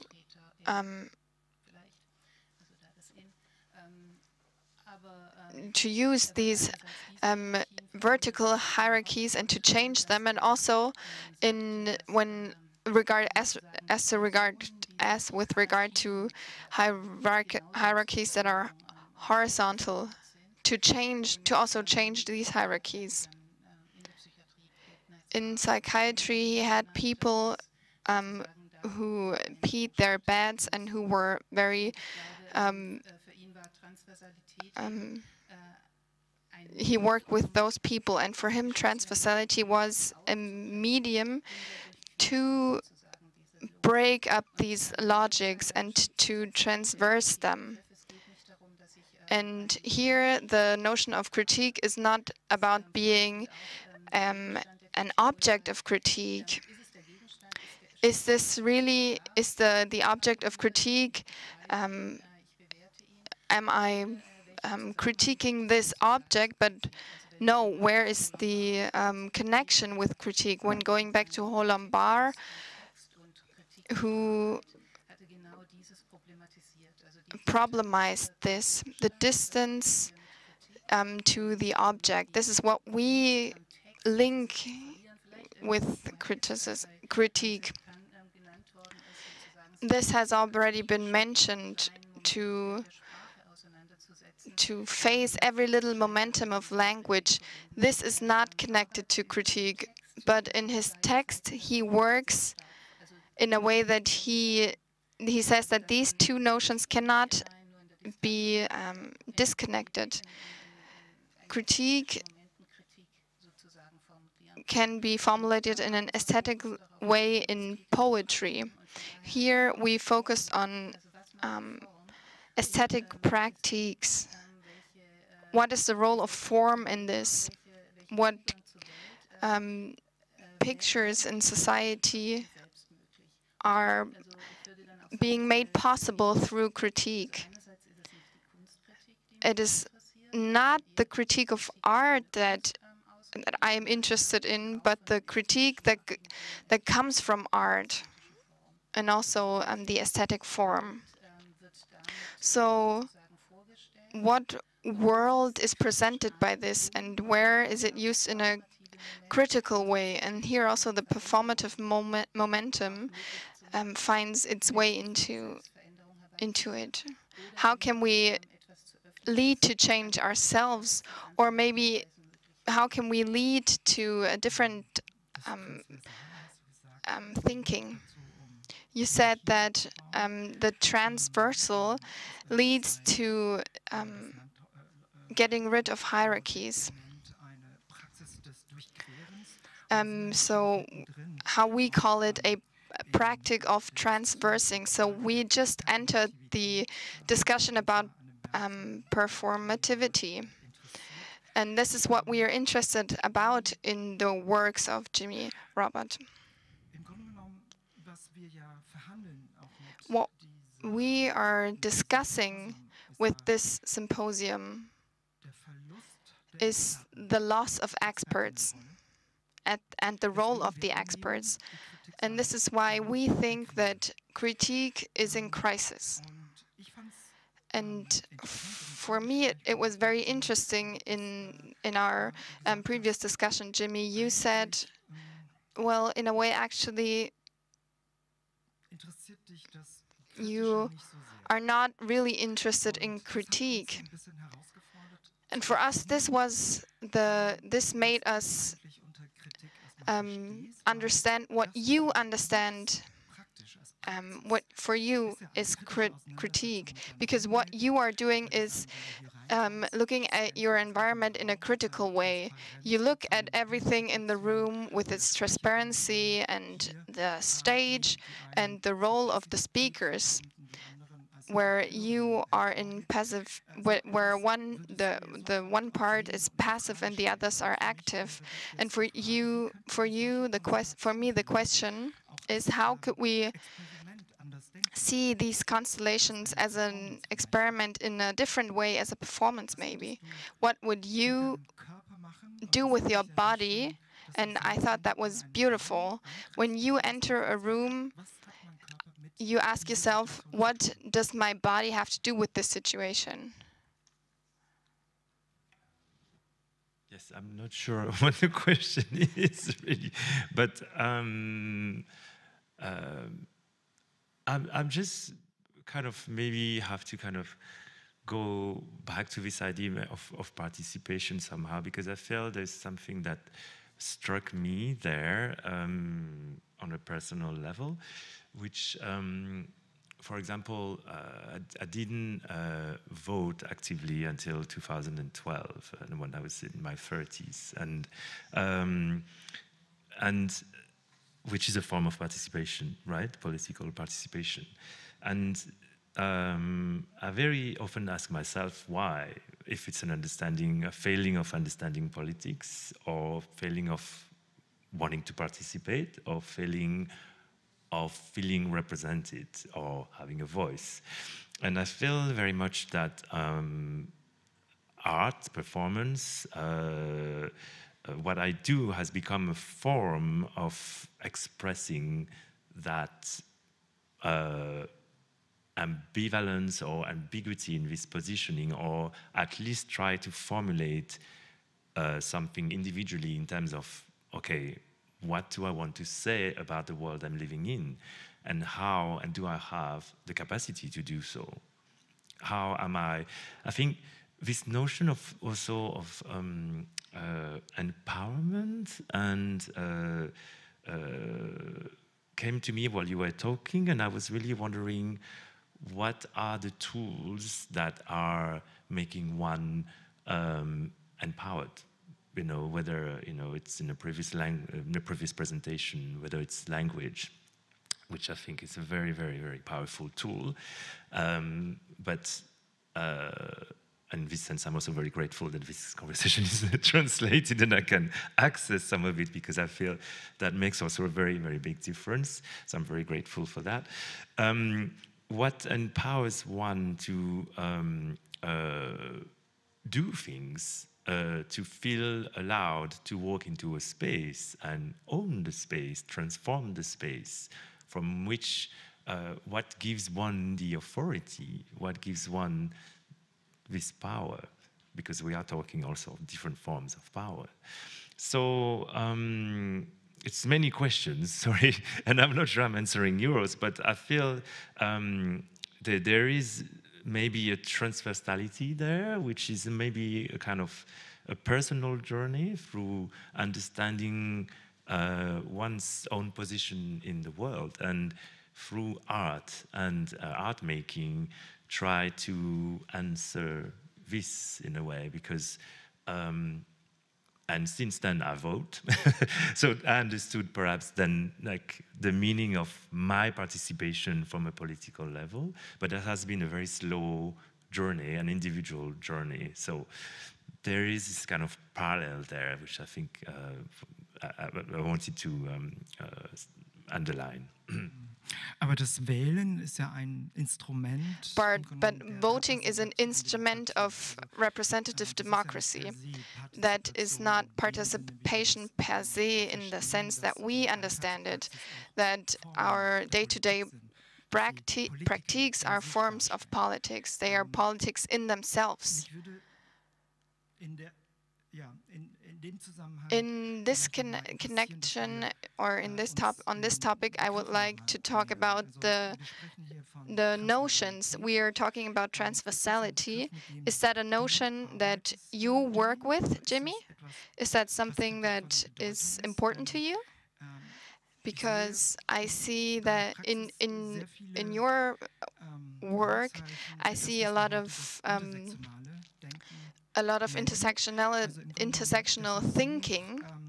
So trying to further think about transversality as a form of situationality, where the free writing is questioning transversality. Maybe this is a little bit too complex, but do you work with transversality as a notion?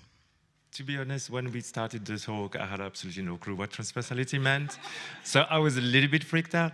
And then, but when we started talking about interdisciplinarity and intersectionality, that kind of rang many bells, and I could understand that. So this journey also through these words and different kind of forms of words to kind of maybe say different things, but also similar things, for me rang more true, and I could identify to that, and I could understand that, and also relate to it to a certain extent. And so I guess as an artist also who has also very much been influenced by feminism or feminist artists from the 60s, in particular, such as Yvonne Rainer, Yoko Ono, Chantal Ackerman, and I felt that within their work there was a battle and a struggle about positioning their bodies, which I thought had a lot of similarities with the positioning of the black male body somehow. And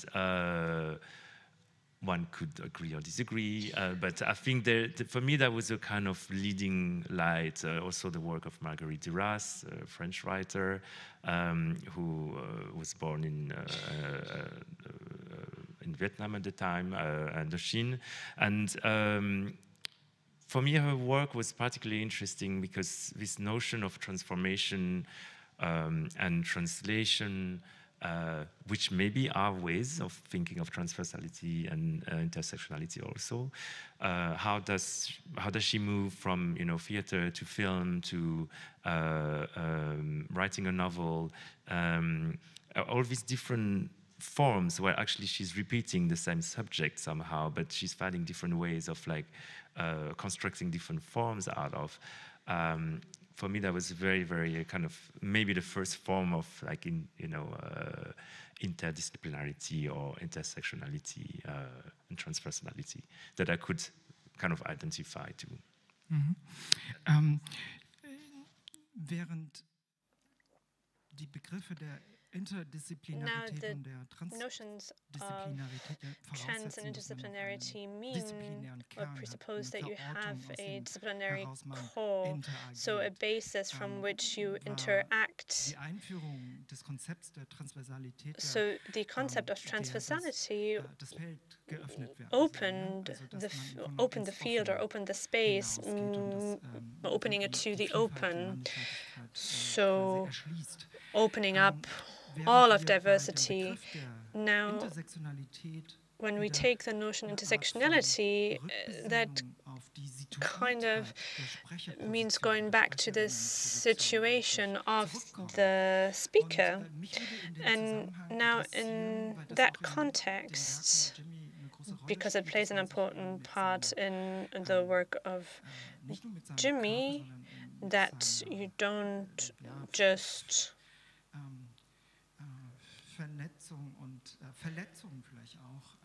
deal with the body, but also you work with its connections and vulnerability, the multiple discrimination that is the meaning behind the discussion about intersectionality. I would, that brings us to a different form of political participation. Now, as a theorist, could you maybe lead us on this path and tell us a little bit more in detail what this means so that we understand this concept of the transversal and how we can connect it to the discussions that we have on intersectionality? I can try.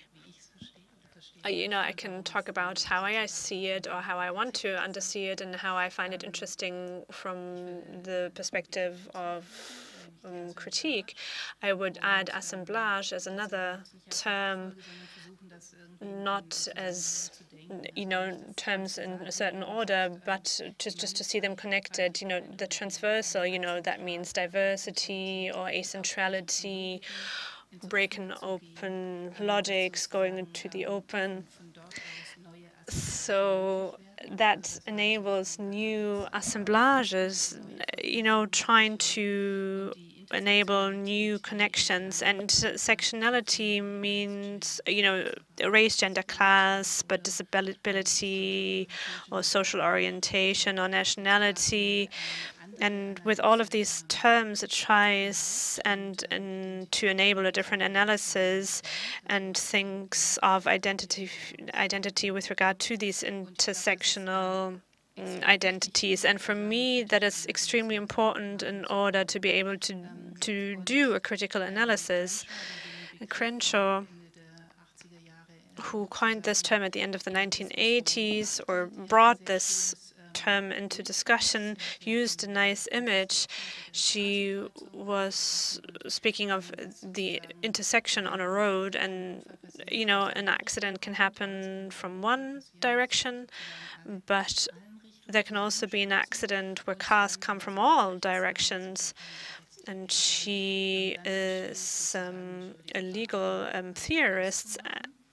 That was the basis, right? And she said in such a scenario, it would be difficult to see who is at fault, and the consequence would be that no one is at fault or is declared at fault or guilty, and so everyone will continue driving.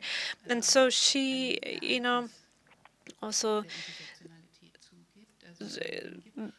sees a certain event of intersectionality, but on the other hand, there's of course also the question of identification. So how do I identify something? And I think this event, event nature is very, very important. If I say that every subject is intersectional, then on the one hand I can say, what class do they come from, and that becomes additive. Different terms are added. And how can I think of an intersectional subject in terms of all of these overlappings? Because then it's not just additive, bringing me back to the different categories, and then am I white or am I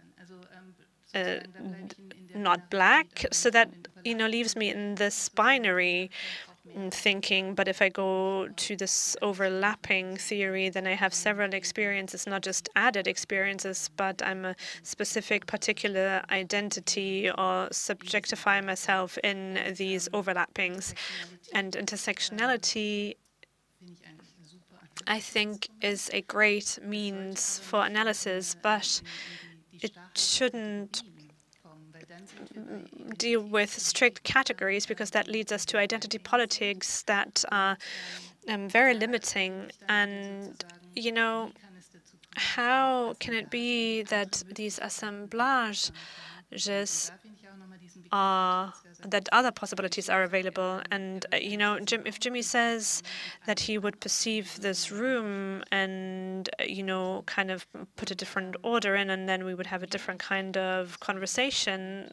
But how does something as empowerment come about, as Jimmy was saying? I don't think that we can just or stop at analysis, but there need to be possibilities to act, be able to act differently. And, for intersectionality, if I identify all of these different things, how can I then get a movement in order to come to different identities other than the categories? So one of the central questions in terms of the critical debate that we're having at the moment is, that's how I see it in this identity politics discourse, is, well, how can we avoid to fall back into this whole question of strict identities? That is important. You also mentioned, how can we make something productive out of this critical thinking, or how can there be a becoming with, as you called it? And Jimmy, I would also be interested in how you think about that, because you emphasized that this distance and this mode of critical or of critique is not something that you're very interested in, but you're more interested in productive transformation of the situation that you find. How do you do that in an artistic way? We're also talking about a form of artistic research that you're interested in, because with your body, you're kind of researching the room, and how can this be turned into something productive? Or how can we make sure that we don't continue critique in its negative sense?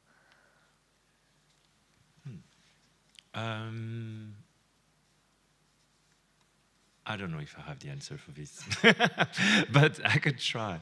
I don't know. I guess it's maybe rooted in simply the ways we talk to each other, maybe, and how do we speak to each other from which understanding, and maybe that's what I was getting maybe through what you were saying, Elke, in terms of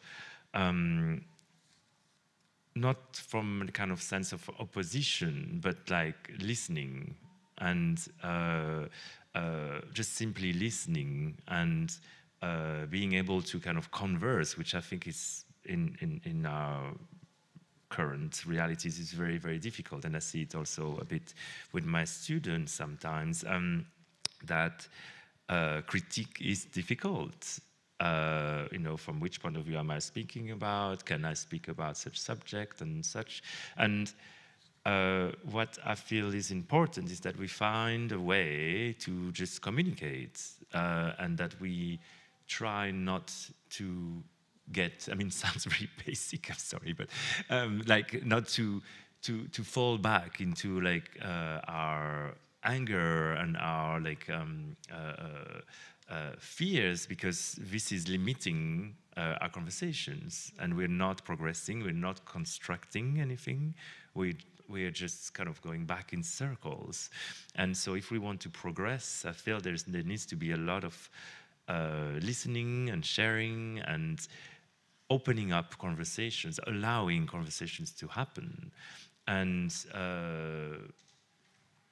yeah, this is a difficult task, and I think maybe that will, you know, take also some healing for this to happen. And because we are dealing still with institutions, you know, that are kind of, I think, have problems, to kind of put it simply. So how do we get together to solve these problems? Because clearly we need to kind of work together. There is no other way. So I don't know if that answers your question. Of course, we don't have answers here. We're just conversing about questions. Aber du hast einen Begriff genannt, den ich interessant But you finde, mentioned nämlich one das, term that I think is very interesting, and that is the term of healing, und auch and das Konzept des Zuhörens. also the Das ist concept etwas, of was listening. auch Nikita Davan verfecht. is also a strong proponent of that, and that's also what she mentioned recently at the curatorium session of the Goethe Institute. And that was very moving, the way that she formulated it. It was also based on the whole debate of the documenta. You know, we need to learn how to listen to each other. But now, before we can listen, we need to talk, or we need to read. And in that context, now that makes me think of a term which you also introduced into our discussion, and that is the repairing reading, the repertory reading from Iskosowski-Sedgwick. That's the concept that was developed. And not just because next year I will be co-curator of the project The Great Repair. That's not the reason why I'm interested in that, but also against the backdrop of what Jimmy was saying. You know, we need to maybe heal something, not and that doesn't mean that we need to go back to a status quo or an earlier situation that was supposedly better, but so that we can be put into the position of being able to listen to each other. So against that backdrop, could you maybe talk about this concept of reparative reading as a concept that I'm very interested in, so that reading is also a form of critique, and maybe this reparative thinking is something that can also be a way out for us against the backdrop of what Jimmy called the problems of institutions. Yes, this notion, as you said by Sedgwick, I will talk about, and it is a term from the literary critique, so reading is very apparent here. She used this term in the 1990s also as a result of disappointment of the critique of the 1960s that led to the hermeneutics. And here she tried to find out how to understand something that is bad in a way, but this form of critique also led to a lot. It was very strong, a strong critique, in a sense that it opened up logics that are the basis of certain decisions and that have to be questioned. She took this critique very seriously, but she misses something that she calls reparatory critique. And for her, that is a critique that brings distance, that she also describes as sensual and also weak when comparing it to the strong critique. So everywhere we have to compare. And there, I think the momentum of situation is very important. If I am not faced with an object, but with a situation of why something has to be critiqued, the momentum changes. And the momentum that she calls reparative. The history could have been going differently, so there is the possibility of change. So we do not only find the mistakes, but looking at the situation and the subjective relationships, we find a new perspective. This also plays into the discussion about critique in the means of Foucault. You already talked about him. And Thomas Lemke also said that if critique does not want to be the basis of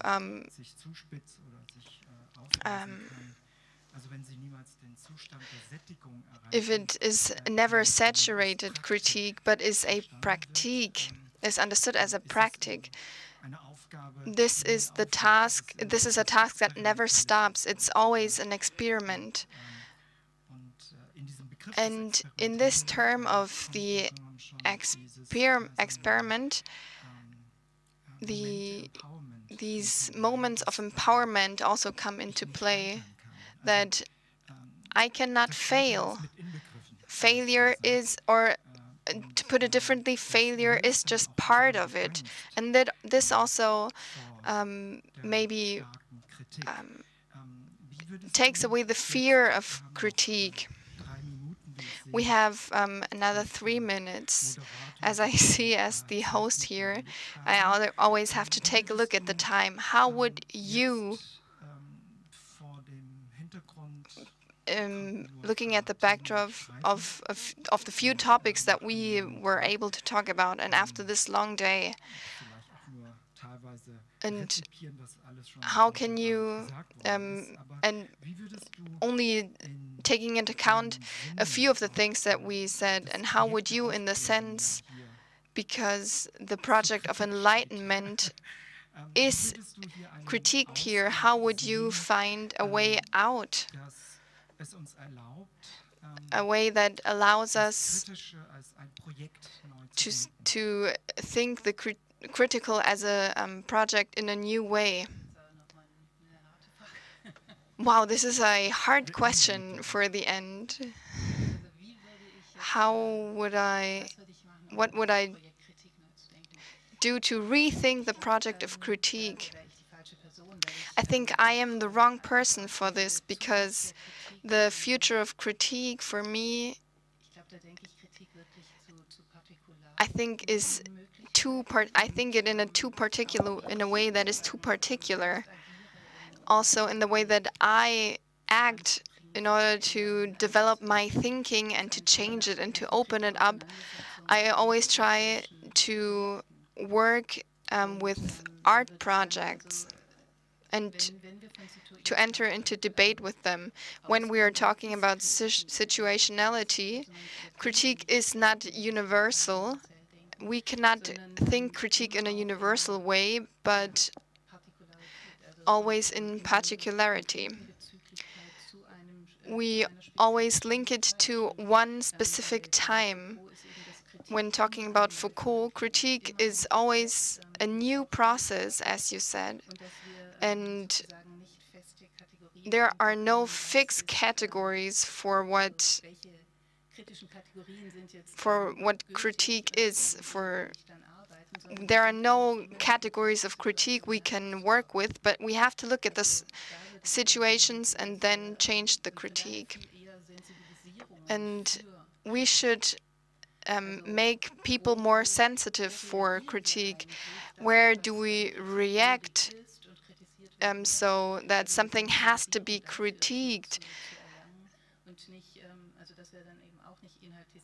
That we do not only look at the content, but to see where we have to react, where we have to critique. Sensibilization is a very good notion, but you also said that critique has to be seen as a process. That leads me to the last question to Jimmy. For you, in your practice, the notion of process is very important. That also builds on that we are acting, we are reacting, as we saw in the play earlier, the play by Karin and the orchestra. The notes are reacting with each other, so bodies also react with each other.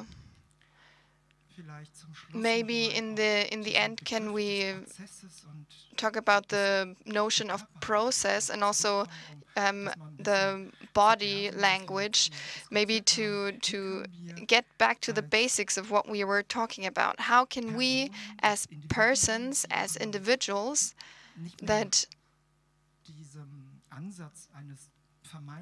do not follow the neutral knowledge, but who use situational knowledge, how can we, from the knowledge of situations, how can we do something? How can we act? How can we see?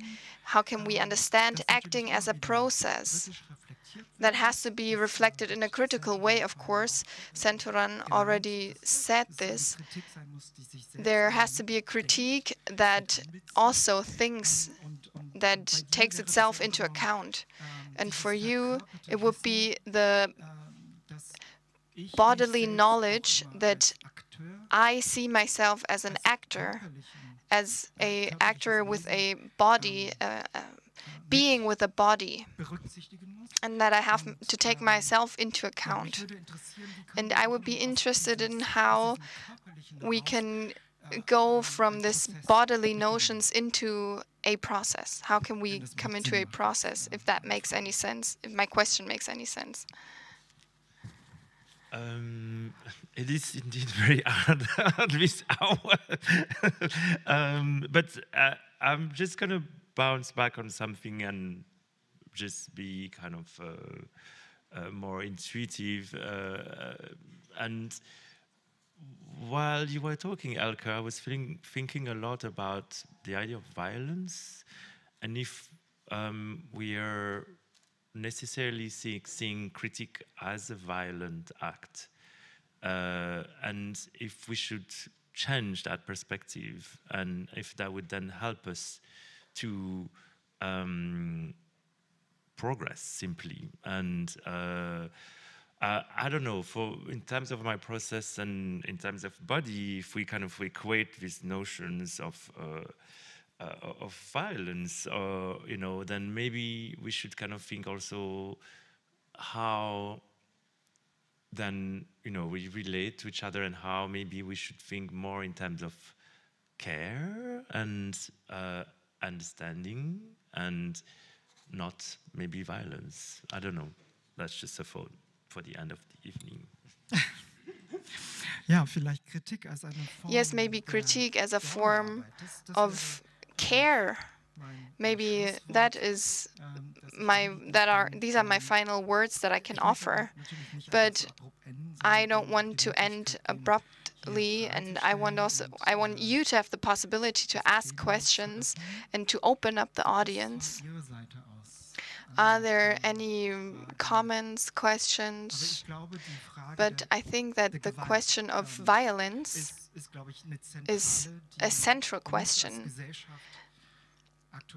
that at the moment holds that we are interested in this question as a whole, as a society, because we are faced with different forms of violence, also verbal violence, which is what irritates us in the media. And that we have to take this into account in the way we critique this violence. Yeah, there is a question. Kolja wants to say something. I would have a question and would hope that it inspires more questions. Thank you so much for this talk that is like a pot for a more deepening and discussion and widening the subjects. Especially as now in the end, you brought so interesting concepts together: violence, care, criticism. Everything is in the room now.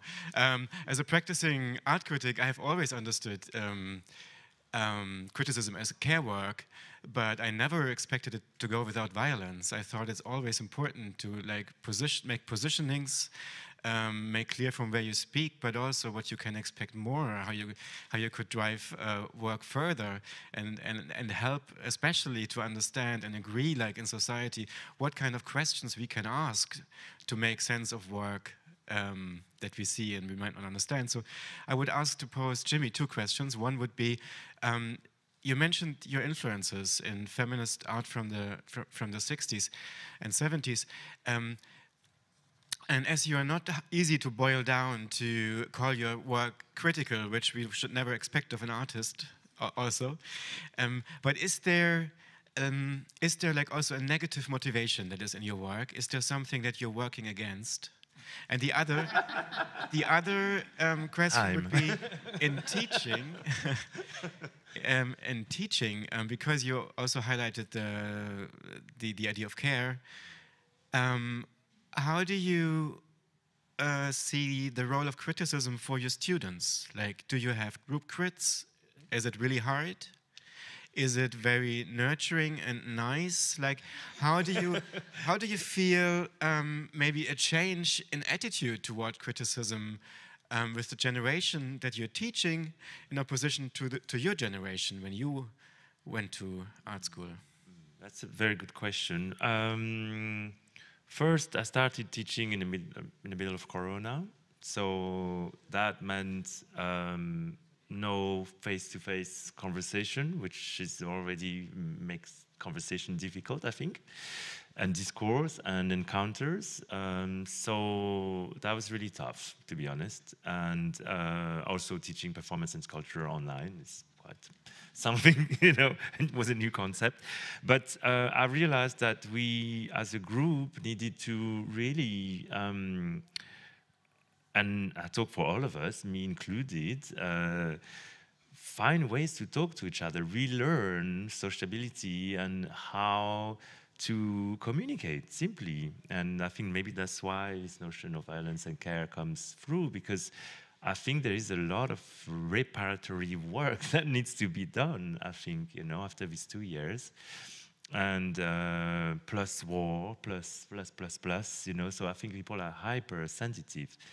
And the students in particular, I think there is really, and I've talked to colleagues across the world, and it's the same everywhere in the US, in France, so it's not, you know, just here. It's something I was asking colleagues and thinking, okay, are you experiencing the same thing? Because there is something about teaching right now that it seems particularly difficult, or tense, or tender, maybe is the right word.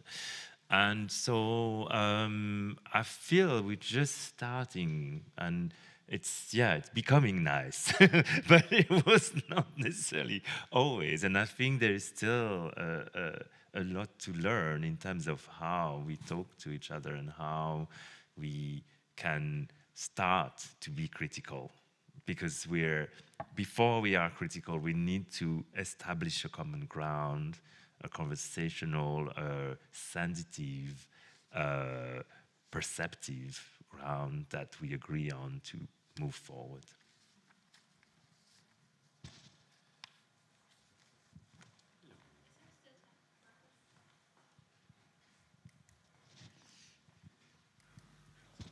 Thank you so much for this conversation. I have a question to all of you, including the moderator, since I would like to speak critically, maybe with a reaction that it's bodily.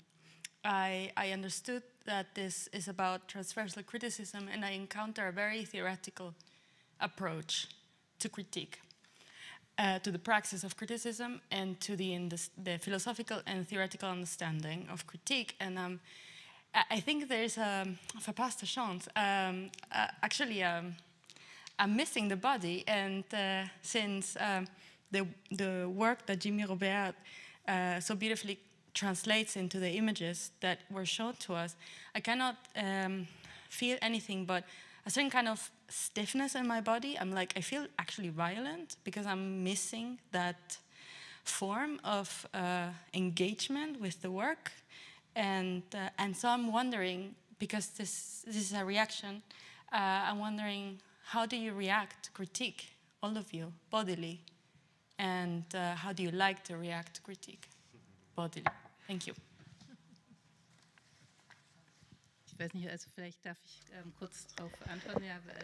Maybe I can give an answer to this. Before we came up the stage, I thought, what are we doing here? It is a very theoretical discourse. And as I've already said, one could see critique in a different way and talk about it in a different way and look at it from different perspectives. But still, I entered into the debate, and I think it is necessary to try to make critique into a term in a way. I think we were not critical here, and it was also not, and we did not lose the distance to the object. It was an opposition and not critical in its way. Critique to the content, because I'm very, I feel very privileged to have heard you talk about this. The question is actually, how do you react to critique, and how you would like to react to critique actually in a productive way just to use the terminology as, yeah. Ja, im Grunde genommen hatte ich das ja mit der einen Frage versucht einzuführen. Aber das I Setting tried to ask this question, but this setting is classical speaker and audience, this classical setting. So this is why I asked, how would Jimmy react to this audience? Maybe it would have been nice to have a performance here, but that's just not the format of the evening. And also the short-term invitation to Jimmy to be here today. But I think that the question of the body is, I think we talked about it, the question of the body, also in the way Jimmy works. But the question, how can we develop a form of critique out of this? This question has not been answered, obviously. I do not have an answer to this question. Maybe together we should have set up a different setting as we saw this. You don't want to answer my question? I think perhaps in inventing new forms or almost as an answer. So it's not necessarily a physical answer. It could be a mental, intellectual answer. And wherever it comes from, or whichever form it comes from, it's a provocation, and it demands a reply. And this reply can take many forms. So it could be a performance, it could be an object, it could be a reflection, it could be a sentence that matures into the head and takes form later. But it's always a process, and it's never necessarily instant. It's reflective, it's distant, because we're talking about distance and the necessity of distance as well. And so, you know, I was talking about voting, not voting, etc. And I think that's, maybe it's a process. It's a process that is not necessarily identifiable as an answer that, you know, I could possibly give now. But maybe later.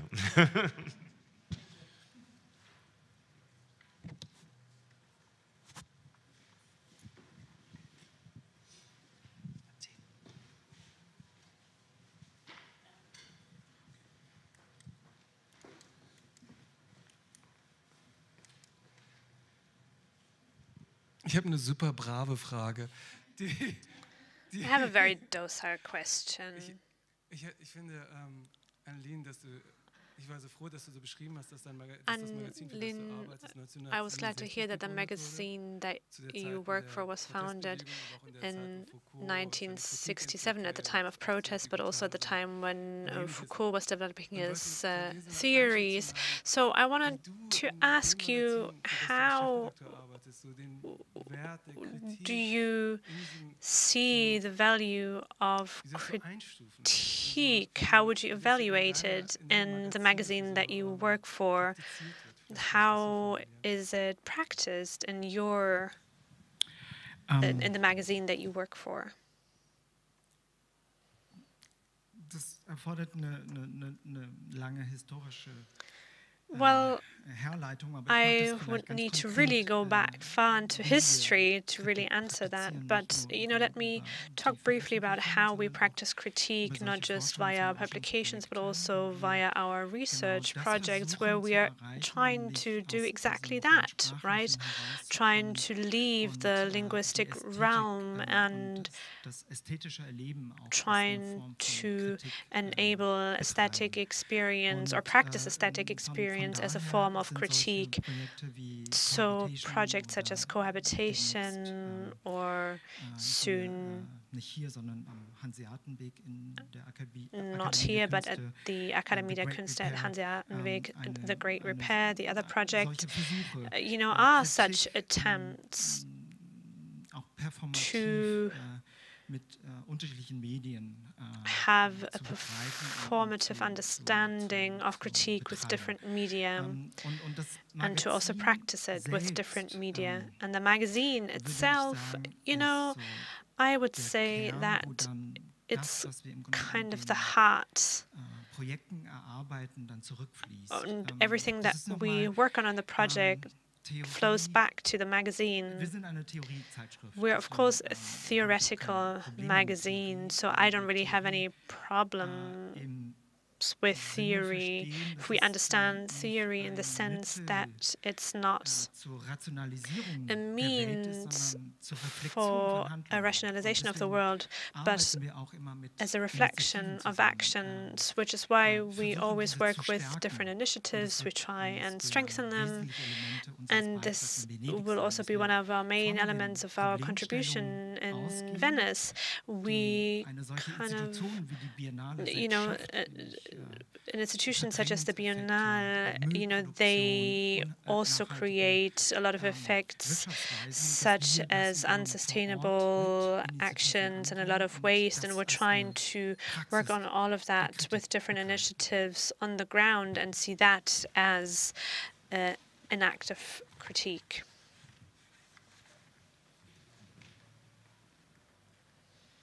Vielen, vielen herzlichen Dank. Thank you very much for this very inspiring panel. Also, on behalf of Angela Lammert, I would now to talk about tomorrow. We will have a keynote by Giulietta Aranda and John Miller, and Giulietta Aranda studied under John Miller in 2006. And we found that out, even though we invited them independently, and they will both reflect on that. Also, they will also show some of their own work, and they will reflect on how, since 2006, the public sphere and the way politics is done has changed drastically. And the topic of the day is who criticizes whom and from where, and who, you know, if you've missed conflicts and disputes so far, but tomorrow we'll talk about the economic and material conditions of critique. We'll talk about whether dispute is possible or whether it's only done on platforms and via shitstorms. And we'll talk about artists who, well, how should I say it? You know, have to work on violent disputes such as Denson Kariana, who will be joining us from Sudan and is a member of the PEN Club, and the panel will be moderated by Artists at Risk. And I would also like to highlight the evening discussion at 8, form versus context, so one of the main ruptural lines over the last few years. You know, that's how critique was polarized and broken open. On the one hand, you know, we have questions with regard to who has the privileges to speak and who is allowed to say something about a certain thing, but also a question of trying to sticking to certain formats. Nikita Davan, Heinrich Dunst, Yvette Mutumba, moderated by Klaus Speidel. And at 9 we will continue our judgment night, which last weekend we started at the Bundeskunsthalle, and Eric de Klerk was the DJ at the time, and tomorrow he will also be here at the Akademie der Künste, and we'll see you tomorrow at 11. Thank you very much for joining us, and also thank you very much if you were watching us in the live stream.